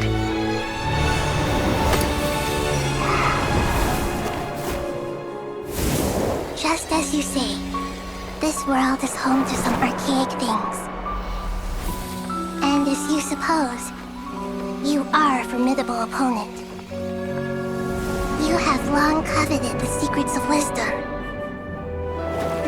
So now, I will demonstrate true wisdom in action. I invoke my supreme authority as the keeper of Irminsul. Commend me or condemn me. But give your verdict now!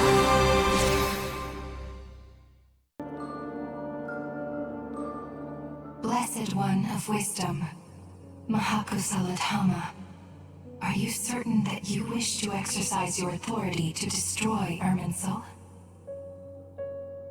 It represents both your roots and your finest accomplishments. You truly intend to abandon the very thing you have always fought for? This is my decision. Irminsul has been corrupted beyond redemption. Irminsul is the original tree of Tevat. It is the means by which the heavenly principles maintains fate itself. The 7 Archons should honor and revere it, for their authority was bestowed upon them by the heavenly principles. It is precisely because I honor and revere it that I fight for the humanity it exists to protect. Wisdom is knowing how to weigh the options and make the right decision. If you truly care about the fortunes of this world, then it is me you should seek to preserve. Planting a seed begins the chain of cause and effect. Since you have become a great tree yourself, why should the loss of another tree be anything to fear? Till we meet again, Lord of Dendro.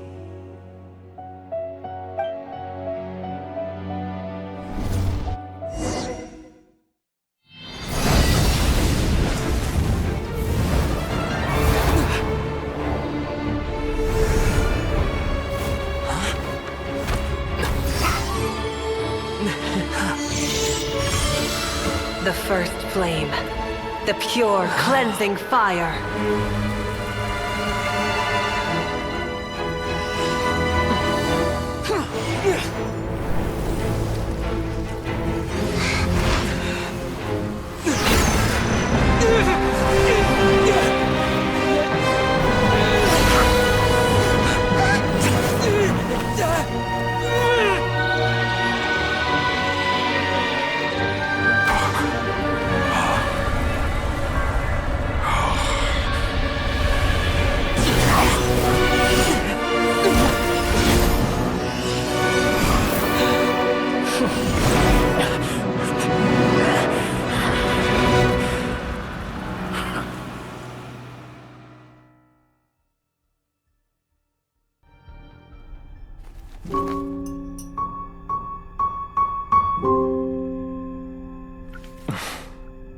Shall we?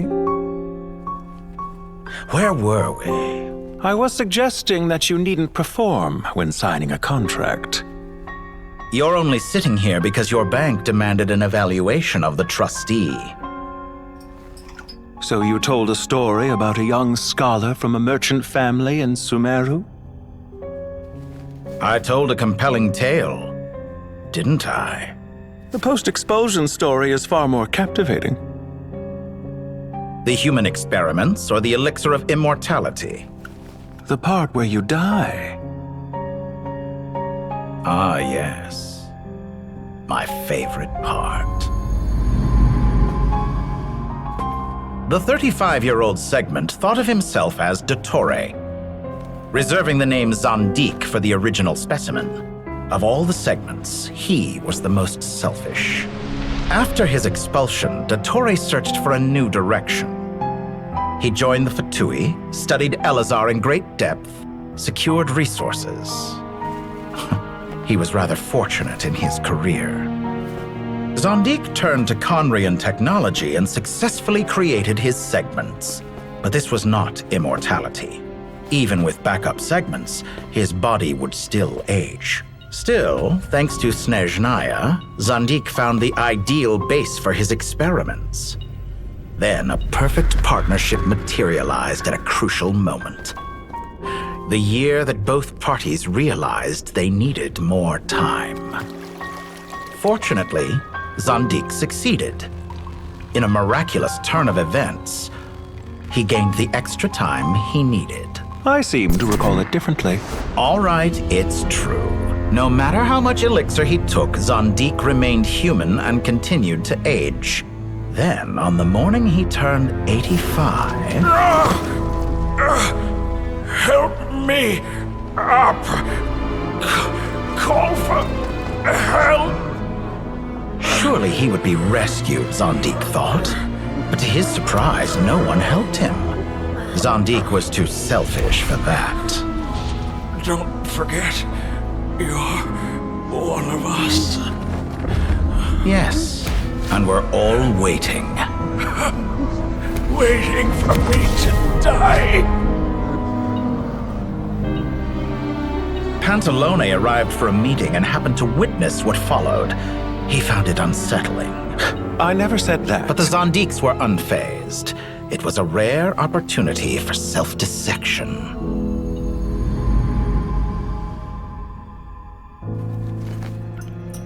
What does all that have to do with you depositing your data at Northland Bank?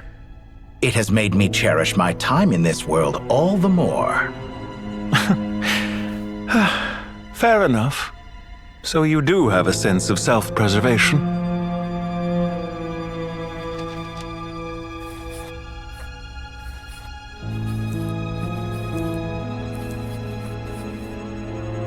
What do you mean? You're hardly normal, and you don't cherish life. You just don't want to admit defeat in the limited time you have. Even so, don't I deserve an interesting ending? I'm counting on it.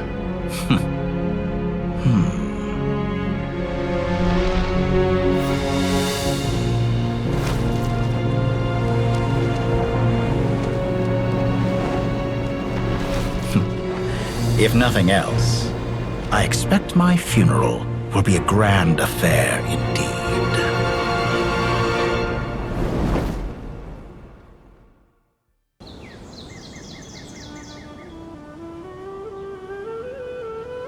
What a magnificent fire. In Snezhnaya, we light fires to ward off the cold. Fire, it seems, is antithetical to ideas such as cold, frozen, and unchanging. Perhaps it has always been that way. From the beginning, fire has been used to drive away wild beasts and warm the body and mind. You could say it's a form of treatment. One that cures the human heart of mortal fear. Mortal fear? Something you haven't been acquainted with in a long time, by the sounds of it. Whereas you, I'm sure, must know the feeling quite well indeed. I remember when we first discussed the elixir of immortality. You claimed that extending your lifespan was about buying more time. But was that really the truth?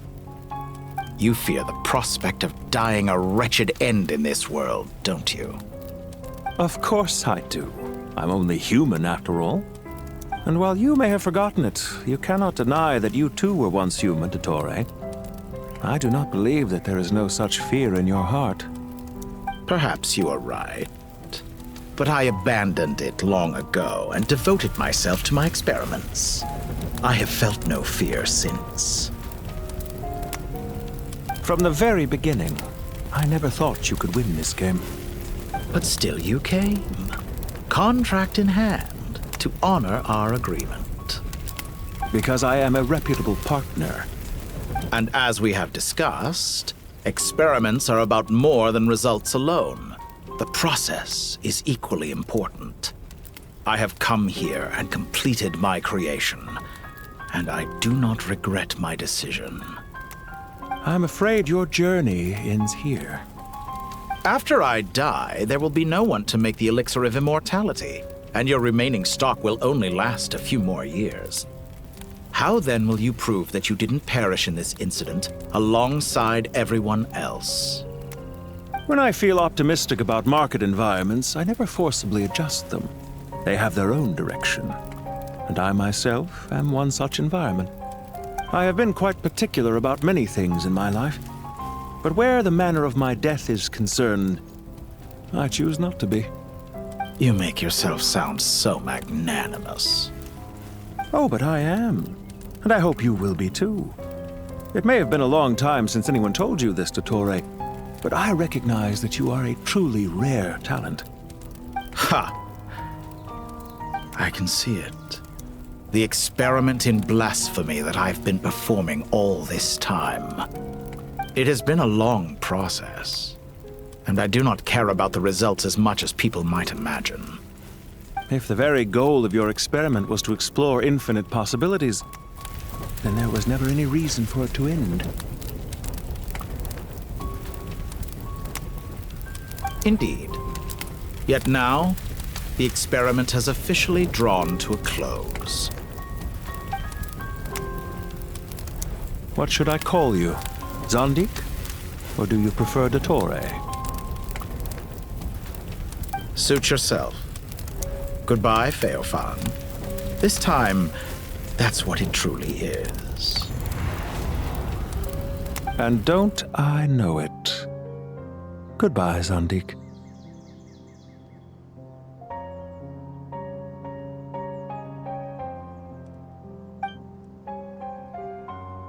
I could have carried out many more experiments.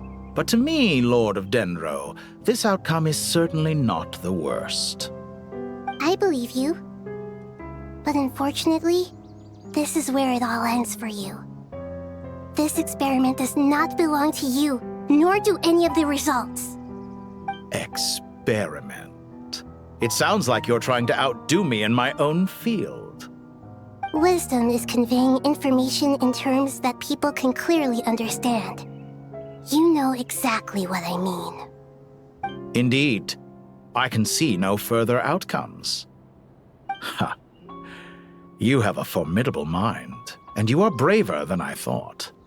Setting fire to the very thing your survival depends on. Your previous threat was empty, but this time, it is real. When necessary, wisdom can be as fierce as an inferno. Some of the flames that incinerate you come from within yourself. Perhaps you are right. You see what lies at the bottom of the human heart, and that is your wisdom. Here is where your journey comes to an end. All that is yet unknown belongs to those of us who will carry on living. It seems I have unwittingly been your arch-enemy all along. But now, it's all over. I do not deny your intelligence. But what you refer to as experiments, I would never describe in those terms. They are events that take place in the real world, and they are so much more than mere data. Goodbye. We will never meet again.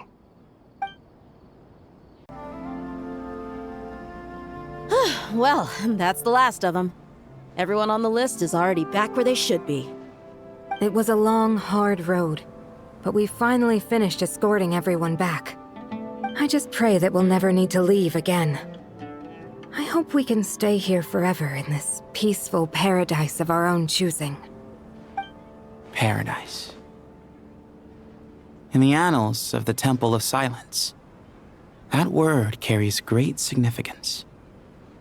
It represents the hopes and desires of the gods. Their longing for a place to rest. I wouldn't think gods need such a place. People always think they're the only ones who can lose their homes. They forget that gods too need a place to reside. As the Goat King once said, "A god without his people shall cease to exist." Gods need their believers every bit as much as their believers need them. Only we can truly understand how much the desert faith has faded over the centuries. But we still talk about the gods as though they're part of our lives. Given the myriad ways in which gods and humans interact, I'd say they really are. How else could Dunyarzad consider the Dendro Archon a friend? Well, that sounds about right to me. Describing them as friends sure makes us feel a whole lot closer. If you told me a few years back that I'd have this many friends, I'd have called you a liar. Belief is a choice, just like friendship. We've made our choices through battle. The right ones, wouldn't you say? I'll be heading back to the Temple of Silence. I heard the Goat King and the Ibis King decided to pay us a visit. How about you? It's back to Aru Village for us. Still plenty of supplies to distribute and people to help. Until next time, old friend. As long as you can find the time, you're always welcome to visit us in Aru Village. Right back at you. Make sure to drop by the Temple of Silence the next time you're free. Where it is that two of the other 7 pillars, Shezepank and Bennu, might also be dropping by. Since you're wearing the symbols of their power, it'd only be fitting if you came to see them for yourselves. Dropping by? That makes it sound like they're visiting a neighbor's home. Well, the temple was founded by Anubis, so I guess to them, that's exactly what it is. Guess that's true. All right. We'll make sure to find time to stop by. Stay safe on your journey home. I will.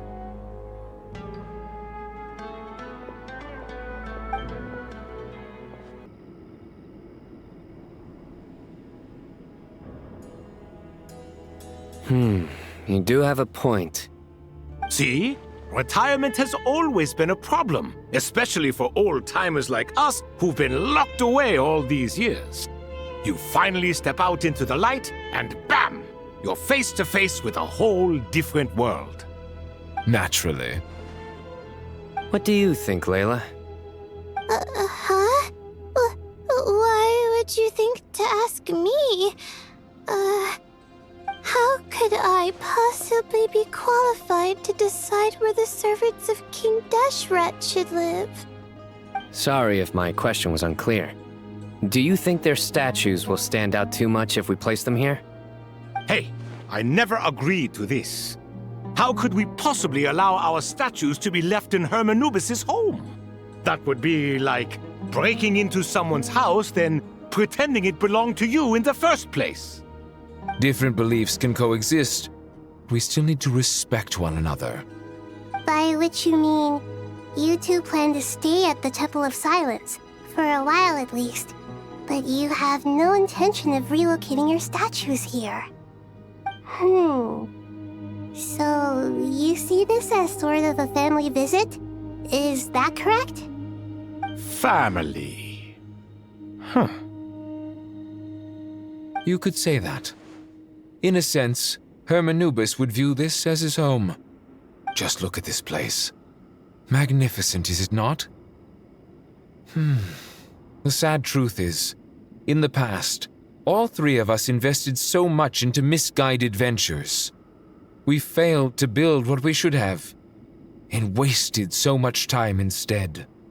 And what do you mean by that?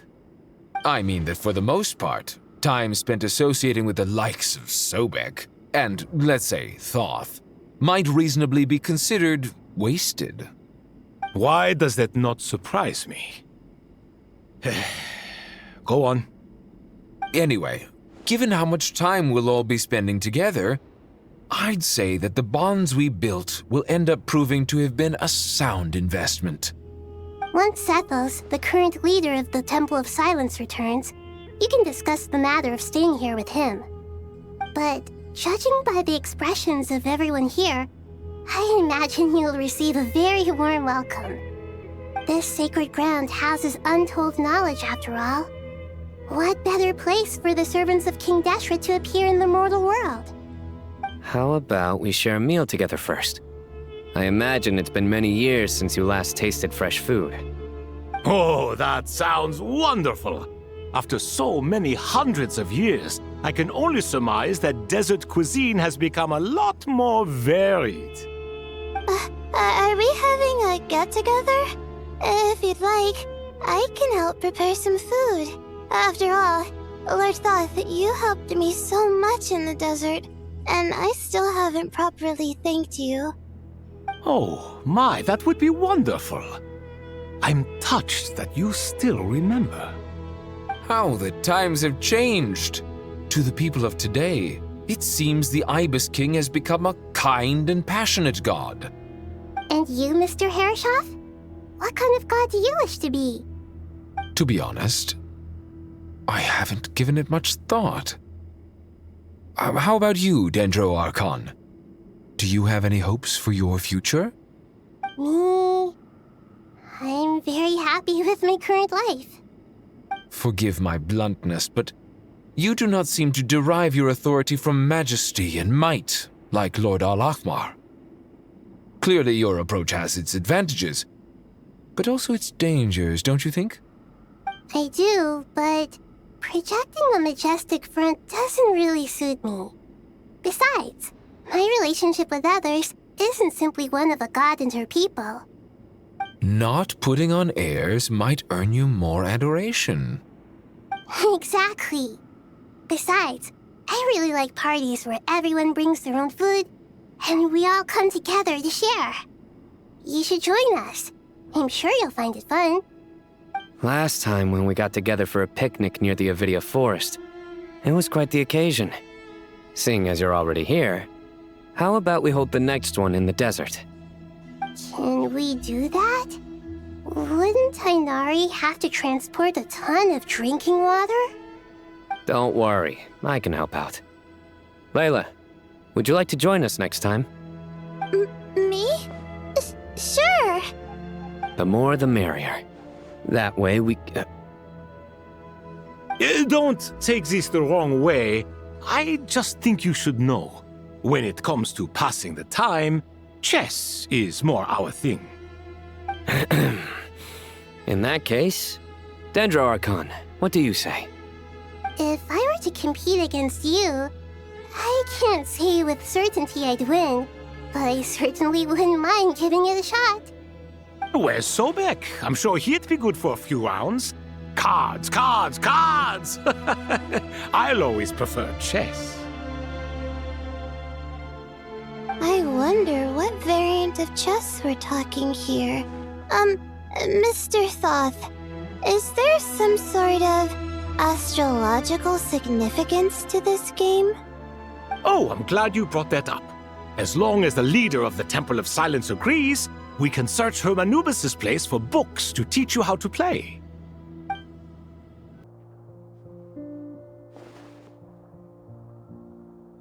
Such devastation visited on Sumeru City. So many houses destroyed or damaged in the fighting. Who could have foreseen this? Look at all of this. It's going to take me forever to tidy up. I suppose living below the academia doesn't always work out to your advantage. I would have thought a little appreciation of my sincerity and effort in helping to clean up this mess might be in order. Helping? Effort? This is your house! Of course you should be putting in the effort! If anything, I'm the one who's helping! So you see yourself as just a helper in this situation. I must admit, I'm rather shocked. If you're trying to say that since I live here too, I have an obligation to tidy up, fine, I suppose I do. Wait a second, stop changing the subject! Nevertheless... In the wake of a great storm, a missing roof is a predictable inconvenience. Can you stop making it seem like I care more about this house than you do? Doesn't it upset you at all to see your home in this state? I won't pretend it's ideal, but that's no reason to be upset. This is the roof over your head, your shelter from the cold. The furniture is scattered, the paintings have fallen off the walls, the windows are shattered. Don't you feel even a little disheartened? The way I see it, these problems are easily solved. Ugh, this is precisely why I hate talking to you about sentimental things. It's like banging my head against a wall. You simply don't understand just how much work goes into making a proper home. It sounds like this is causing you a lot of anguish. You mean the house or the paintings? I mean your sentimentality. Oh, well, yes. But I'd rather not dwell on such things right now. Generally speaking, when anguish becomes the norm, people usually make an attempt to improve their situation. But there are so many people and things in life that are difficult to change. It's not like you can force them. Besides, anguish can be a source of inspiration, and I'm not sure I could break my reliance on it. I'm glad you're able to make yourself think like that. What kind of a response is that? I was stating a profound truth about the very nature of art. Suffering is the cradle of all creation. Even you can't deny that. And I wasn't trying to. I'm just happy for you. Pure and simple. Can't you tell? Happy about what? Happy that you can always find an answer that backs up your views. You... More often than not, life is a process of running into problems and then searching for answers. Yours more than most. Not everyone's so good at justifying things to themselves. It's something that you've been steadily mastering. Huh. What about you, then? What skills have you been mastering lately? Pass me that box. Huh? Okay. You may consider this my progress on the path to mastery. What? Wait a second. Isn't that box mine? Hey, it is! It must have fallen off that shelf! I'll hate them! Those are my paints and inks! Would you like me to put it in your bedroom for you? Huh? I mean, sure, if you don't mind. What kind of progress is this?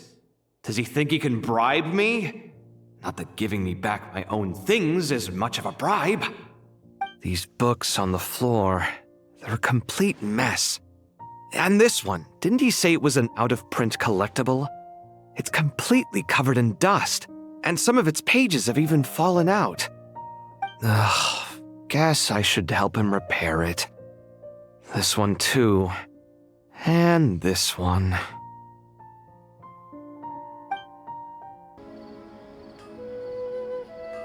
Local Sumter beasts, imported goods, such a bright future ahead. I can picture the Mora just rolling in.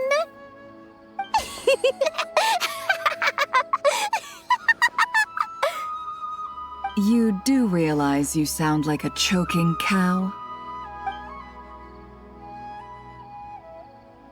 It's called being imposing. Can't you feel it? Are you not intimidated? Oh, I'm positively shaking in my sandals. What commands do you have for me, oh mighty Lord Sangamabe? You've got a lot of nerve, Nefer. You went and told Candace and the others everything, didn't you? Seriously, do you have any idea how differently they see me now? Surely that's a good thing. I presume they're more disposed to actually like you now, maybe even view you as a friend. You traded my secret for sympathy! Thanks to you, I've lost every last shred of my mercantile majesty. How am I supposed to make anyone think I'm a big, scary investor now? The dark days of Lord Sangamabe are behind you. Why not take this chance to make a few honest friends? Speaking of friends, since when did the notorious Lady Nefer gain such an admiration for holier-than-thou types? A moon chanter here, an angel there? Who'd have thought it? A coming together of fates, nothing more. No need to throw around accusations of admiration. Forget it. You're right about one thing at least. Making friends is never a bad thing for a merchant. So, I really took a loss this time.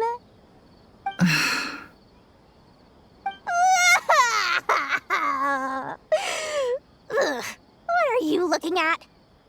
I'm trying to see if you're really crying or if those are just crocodile tears. A little birdie told me that when Lord Sangamabe makes money, the tears flow from the center of her eyes, but when she loses it, they flow from the corners. Which is it this time?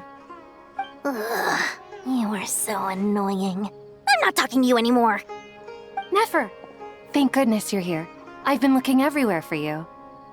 Huh?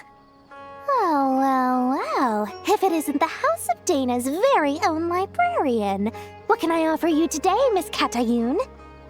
Oh, no. I'm not here to buy. I'm here to bring Lady Nefer a book, and a fascinating one at that. We agreed to meet at the entrance to the mausoleum of King Deshret. One more thing. I bought this copy with my own money. It's not borrowed. Reasoning knows not time of day, but suspense always follows a blizzard. That's quite the mouthful. Huh? Isn't that the one that... It was all the rage for a while. People throughout the city were clamoring to get their hands on a copy. The names inside were all circled. Everyone thought it was a riddle. Don't bring up that book in my presence. I don't even want to hear its name. That thing was nothing but a scam. Surprisingly enough, I've actually heard of this book, though it doesn't seem of much consequence. So what truth lies behind it? You're from the Vahumana and you're asking me what the truth is? I'd say the actual truth was about the least important part of the whole episode. I brought you this book because it probably has the most interesting backstory of any in the House of Dana's collection, at least in recent years. As for its quality, well, you can judge that for yourself. Don't tell me it's actually any good. You may not know this, Lord Sangamabe, but Lady Nefer has a fondness for books with, how should I put this, mixed reviews? No eye for good literature, huh? Perhaps she feels that bad books hide interesting secrets? But I shouldn't put words in her mouth. It's probably fair to say she prefers the conversations that books can spark over the substance of the books themselves. Suits my style as an intel broker, wouldn't you say? Very interesting, thank you. I'll return it to you once I'm done reading. And as it happens, I have something for you, too. Incense? I imagine you've already used up the incense I gave you last time. Here's some more. This batch is from Nodcry, so the scent won't be quite the same. Well, actually, I've been saving the incense you gave me. I couldn't bring myself to waste it without a special occasion. But I'll gladly accept this, too. And I promise I'll use it this time. Katayun, you haven't changed a bit.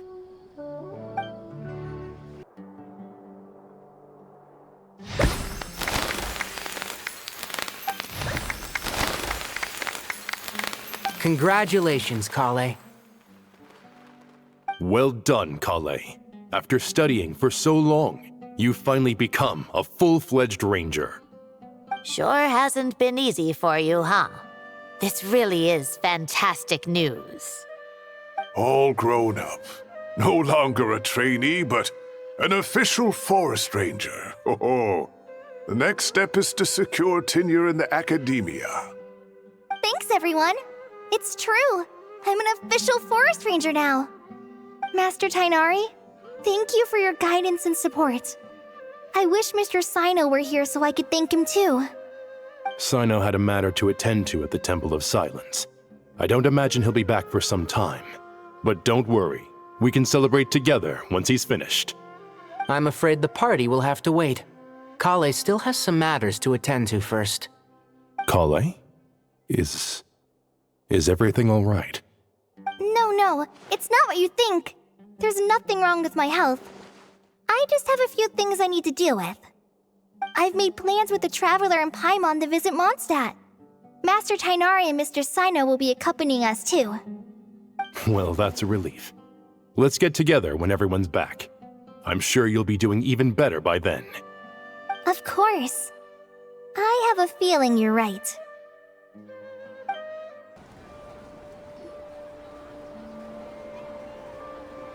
Phew! After all that catching up on sleep and food, Paimon's feeling full of vim and vigor again. For someone who spends so much time resting, your recovery routine is surprisingly simple. Hey! Paimon's been working her butt off too, you know. She flew all over the city helping everyone out. Don't worry, I saw how hard you worked. Alright, we all know you're the most hardworking person in Tavad. As long as you're rested and full, that's what really matters. Paimon's been looking around the place, and it seems like the city's already on the mend. But Paimon's been wondering how Nahida's doing. We should check in on her.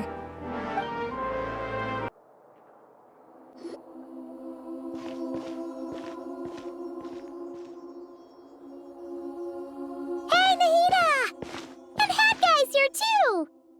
Traveler, Paimon! What's going on here? Nothing much. Nahida was just expressing concern for my physical and mental well-being. Oh, the Traveler told Paimon all about that. We've both been very worried about you. Are you feeling alright? You make it sound like I'm on the brink of some kind of breakdown. Truth is, I'm doing much better than you might imagine. If we can just get to the bottom of Dottoro's intentions, we can minimize his negative influence. That's the sort of thing I excel at. Just listen to that newfound optimism. It seems like having you enroll in the Vahumana was a truly inspired move. I can really see the positive influence. Observe, a classic Sumeru specialty. Chalking everything up to education and learning. To be honest, even I can sense the change in you. Everything Dottore said to you was a way to manipulate your mind. Fortunately, you're no longer under his sway. Can someone as old as me really continue to grow? If it helps, just think of yourself as a late bloomer. It's all a matter of phrasing, and it comes down to what standards you measure yourself by. For a puppet, developing at such an age is perfectly normal. But if you choose to call yourself a late bloomer, it sounds more like you consider yourself human. However you see yourself, well done. All right, I see what you mean. Anyway, what's your next step? What else can I do but complete my current courses? Everything else can wait. Anyway, that's enough chit-chat. There are still things in the city I need to help out with. I'll be heading there now.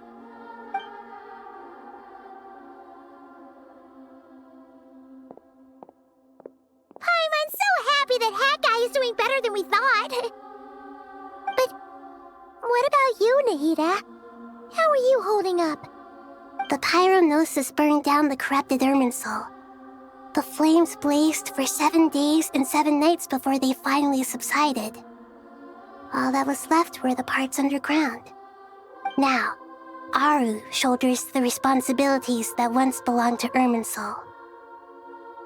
The situation was contained before it got out of hand, so Tevat's most vital information has largely been preserved.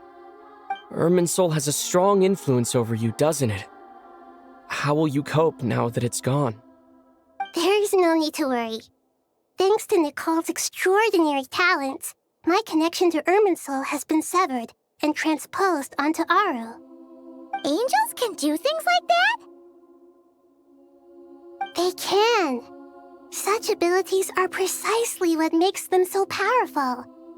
The goddess of flowers, Nabu Malikata, once claimed that she too could perform feats beyond the reach of mere mortals.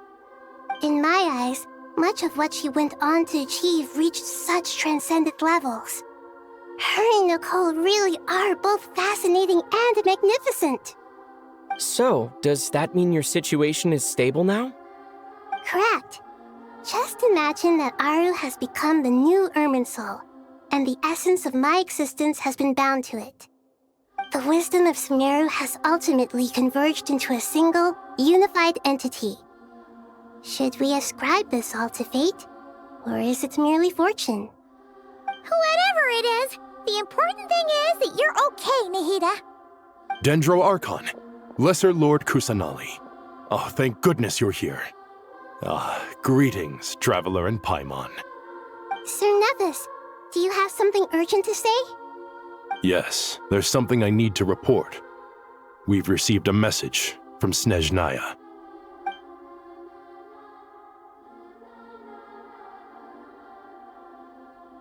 The Fatui Harbinger, the Rooster, sends us his sympathies, along with all the usual pleasantries.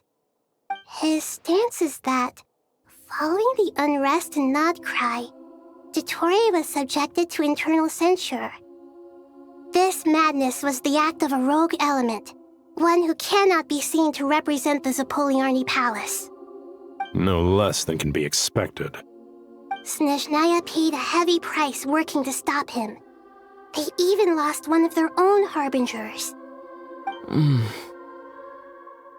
letter goes on to say that even so, Snezhnaya cannot claim to be blameless. Apparently, they will deal with Dottore's subordinates in accordance with Snezhnayan law, holding all those involved in his crimes accountable. Additionally, they are supplying relief funds and supplies, which are already en route. They hope this will aid in Sumeru's reconstruction. Sounds like he's got an answer for everything. True, but as diplomatic rhetoric goes, it's highly effective. Completely watertight, both in logic and sentiment. This disaster has had a profound impact on Sumeru. There is much that I will keep in my heart. The matter of Dottore can be seen as settled for now. We are sure to cross paths again in the future, and in that light, Snezhnaya would do well to uphold their responsibilities and keep a tight rein over their actions. With Irminsul burned, the flow of fate now carries many more possibilities. I will be watching carefully. Perhaps we can move on to a less serious matter? Dendro Archon, will you eat with us once this matter is dealt with? Everyone wishes to celebrate together. Your presence would be most welcome. Of course! Junior Zod, Sino, and Hypatia all told me the same thing.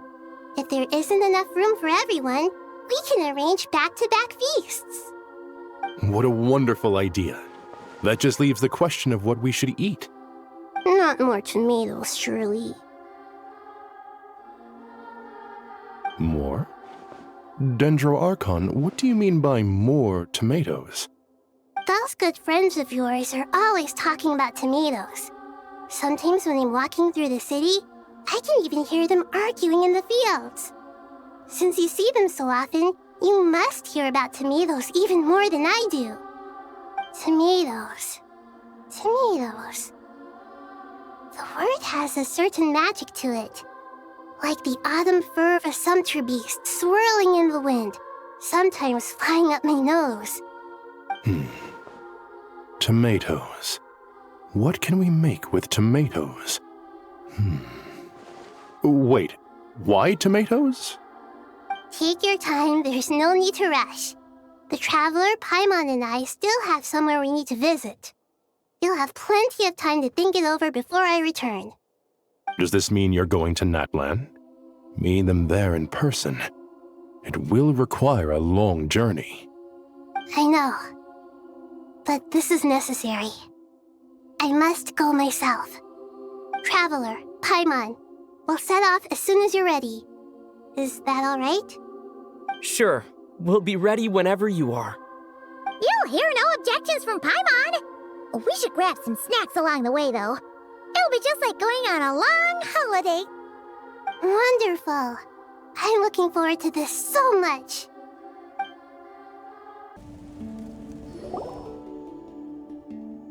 Natlan is such a lively place.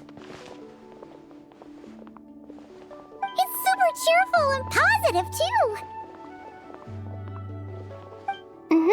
I can see that. There are people outside exercising at all hours. Such a healthy way of life. You came. Welcome, welcome. You must be hungry from your journey. Would you like something to eat? Oh, thanks, but no thanks. We've been eating the whole way here. We had a mushroom platter, Sab's meat stew, butter braised chicken, hot sour pudding. Paimon's positively stuffed. All right, all right. No need for all that detail. I'm starting to get hungry myself. Maybe later then. We can wait till everyone's got an appetite, then all head out for a meal together. Sounds like a plan. Let's find somewhere to sit down.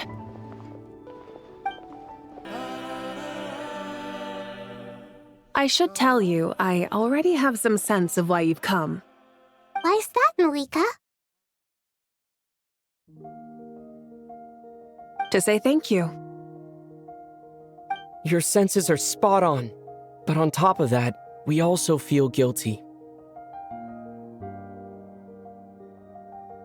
Because the pyronosis has vanished? I sensed its loss. Despite scouring through the remnants of Irminsul, we couldn't find any sign of the pyronosis. Not even any trace of it burning to ash. That's certainly unusual. Still, the potential fallout from Irminsul's loss is significant, to say the least. Perhaps the pyronosis's disappearance is simply a knock-on effect of the impact it's had on a certain strand of fate. There's no need to feel guilty. We were clear that this time, there was to be no returning, only giving. Pure and simple. Thank Thank you really is a fascinating phrase. We use it to express gratitude for the smallest of things.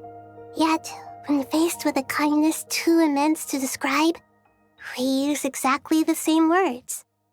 It's not that we lack other means of expression. It's that when we truly need to express our feelings, the simplest and purest words are always the most powerful. You're right. In Natlan, we prefer simple expressions too. Companionship, friendship, support.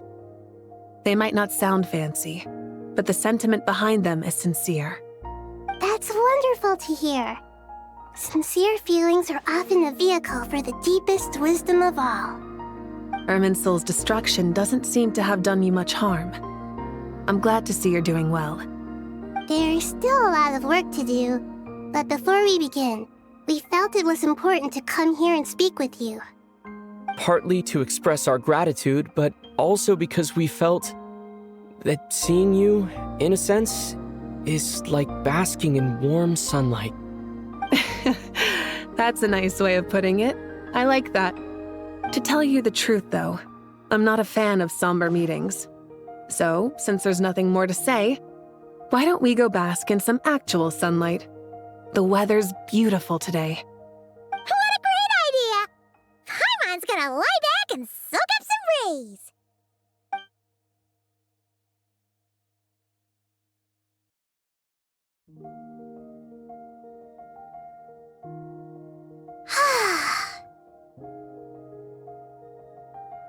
In that case, I think I'll lie down for a bit too before we head to our next stop.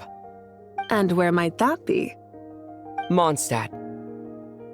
Paimon and I are gonna head back there with Kale and the gang. Long ago, I sensed that the god remains inside Kale had come from the goddess of flowers, but I kept it a secret.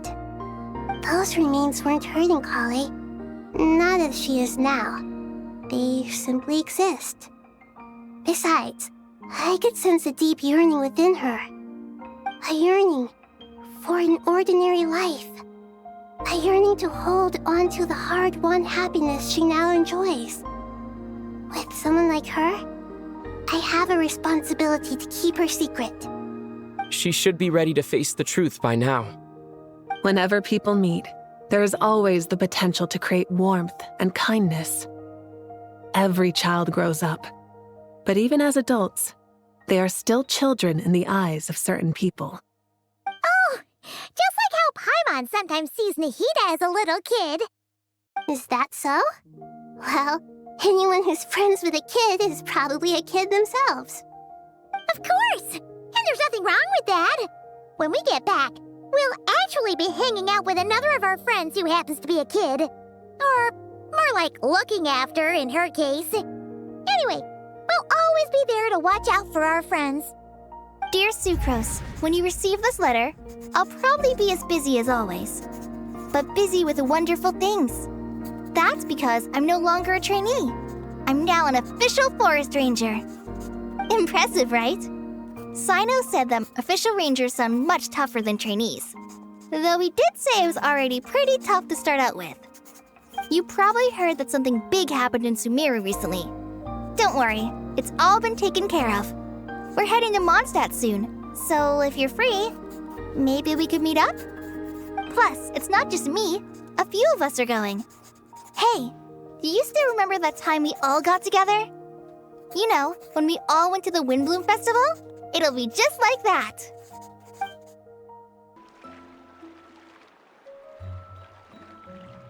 Dainari, is that... Don't you say it! Is that the great Vayuvyastra?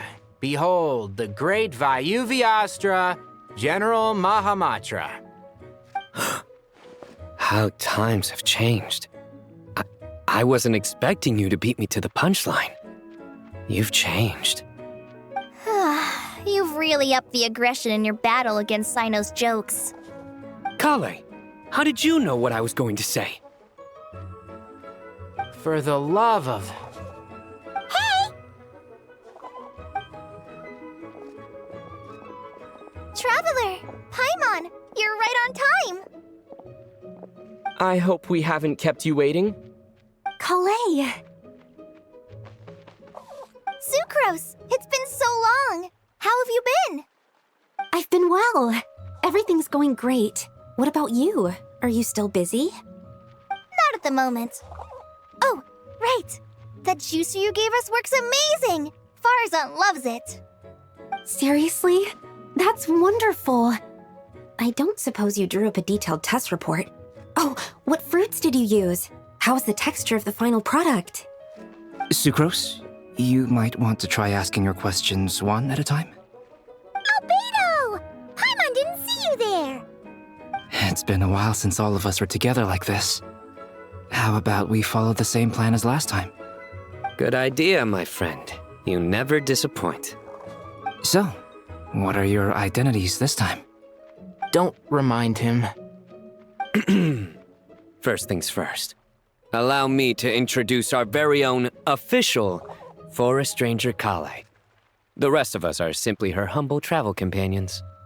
This sounds like one of those mushy stories that gets people hooked on some corny, heartwarming premise.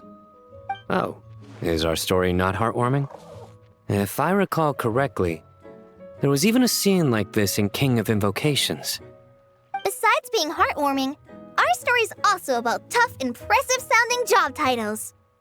At least that's what I think.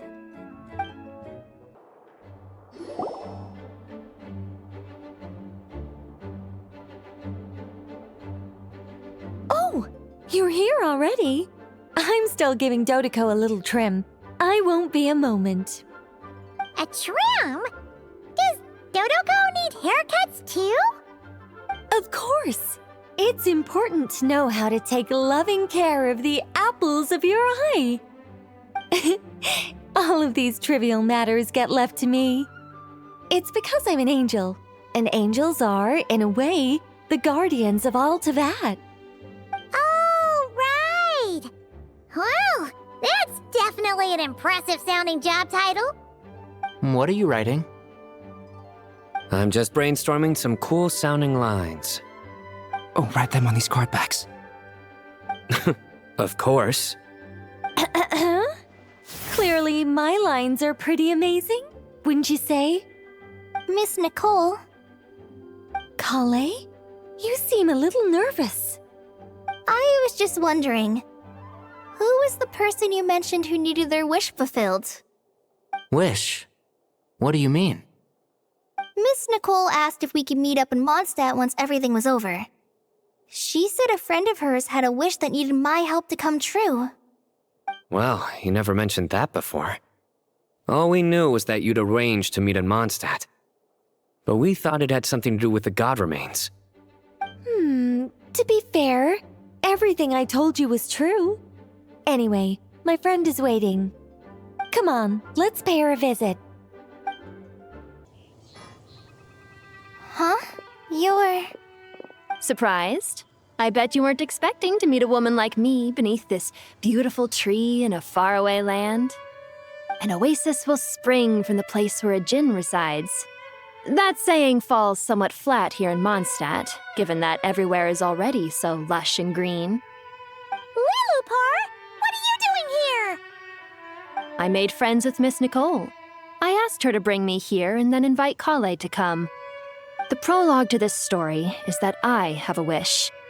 It has stirred within my heart for centuries, millennia even.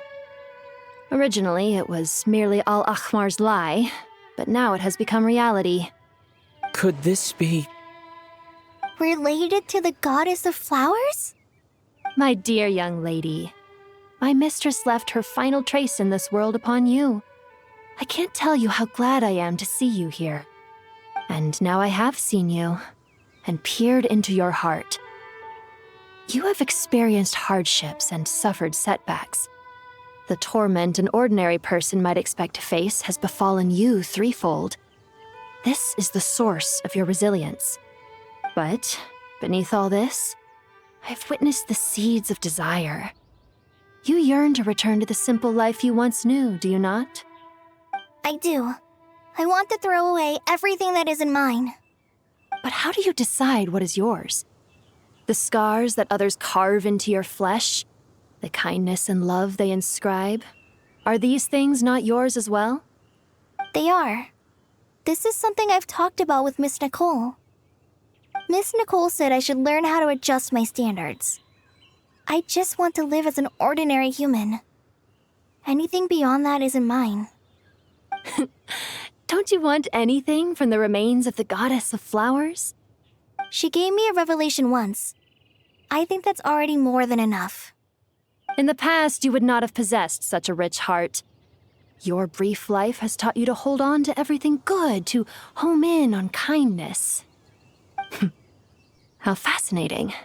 You're nothing like Nabu Malikata, and you're certainly not her. Of course not. I'm not some great and powerful being, Miss Lilopar. Yet I am a Jinn. We exist because of the Lord of Flowers. We revere and love her.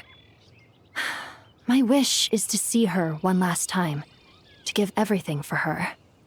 Kale, can you do this for me? But her remains won't be easy to remove. Are you sure this is what you want? That's beside the point. First, I need to know, are you willing to do something for the soul of this lonely, wandering woman? I'm willing. But look, you know nothing about me. Even if you have heard the stories about me, all you would know is that I was rightly punished for the many evil deeds I committed. So you do know. Your lips are quivering, your eyes trembling, and still you're willing to do something for me. Life has been cruel to you, and yet you've learned to be kind. My dear young lady, to repay your kindness, I too must play my part. Are you sure about this, Lilopar? I yearn to see my mistress. For this moment, the world can burn to ashes, the universe be engulfed in flame. I care about nothing else. And you, Kale, I can give you a gift. You'll become just another ordinary human. But Miss Lilopar, what will happen to you? My wish will be fulfilled, and I can die happy. Why would you wish for that? A long, unending life might seem desirable for one who has never possessed it, yet it brings torment to one who has. My remains are scattered across the yellow sands, but my soul can find no peace. Since you've promised to grant my wish, give me that release. Allow the dying to die, and let the dead rest in peace. You have my thanks.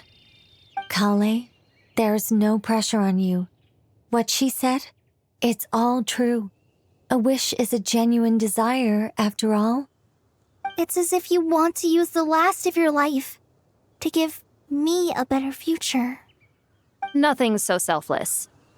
We'll be using our futures to fulfill each other's wishes.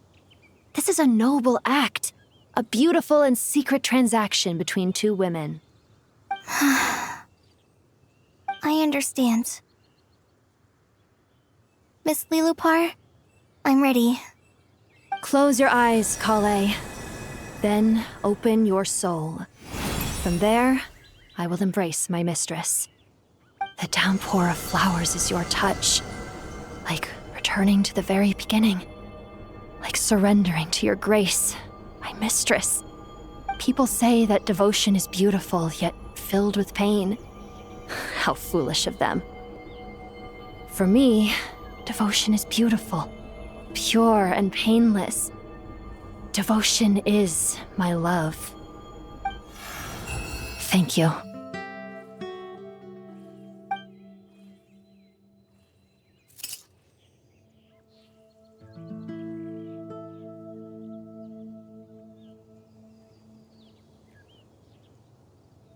Lilopar! She disappeared? She left, carrying the blessing of flowers. Kale, are you alright? I'm fine. Now that the remains are gone, I don't actually feel any different at all. Those remains weren't hurting Kale. Not as she is now. They simply exist. Besides, I could sense a deep yearning within her. Kale must have already received what she was yearning for. I'm doing fine. I feel relaxed. There's really no need to worry. Then my wish has come true, too. To become ordinary? That's just one of my wishes. Actually, I have a few more. For instance, I want to protect the people I meet and help them find happiness. That sort of thing. So between Miss Lilopar and me, you fulfilled 2 wishes already, and protected 2 people. Wonderful, isn't it? I feel so fantastically happy. I guess that settles things here. So what's next? What do you want to do when we get back to town? Clay, look who I've brought to see you.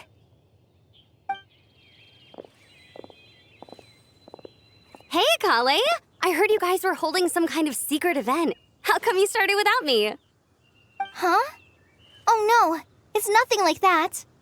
We were just saying goodbye to an old friend. Really? Who?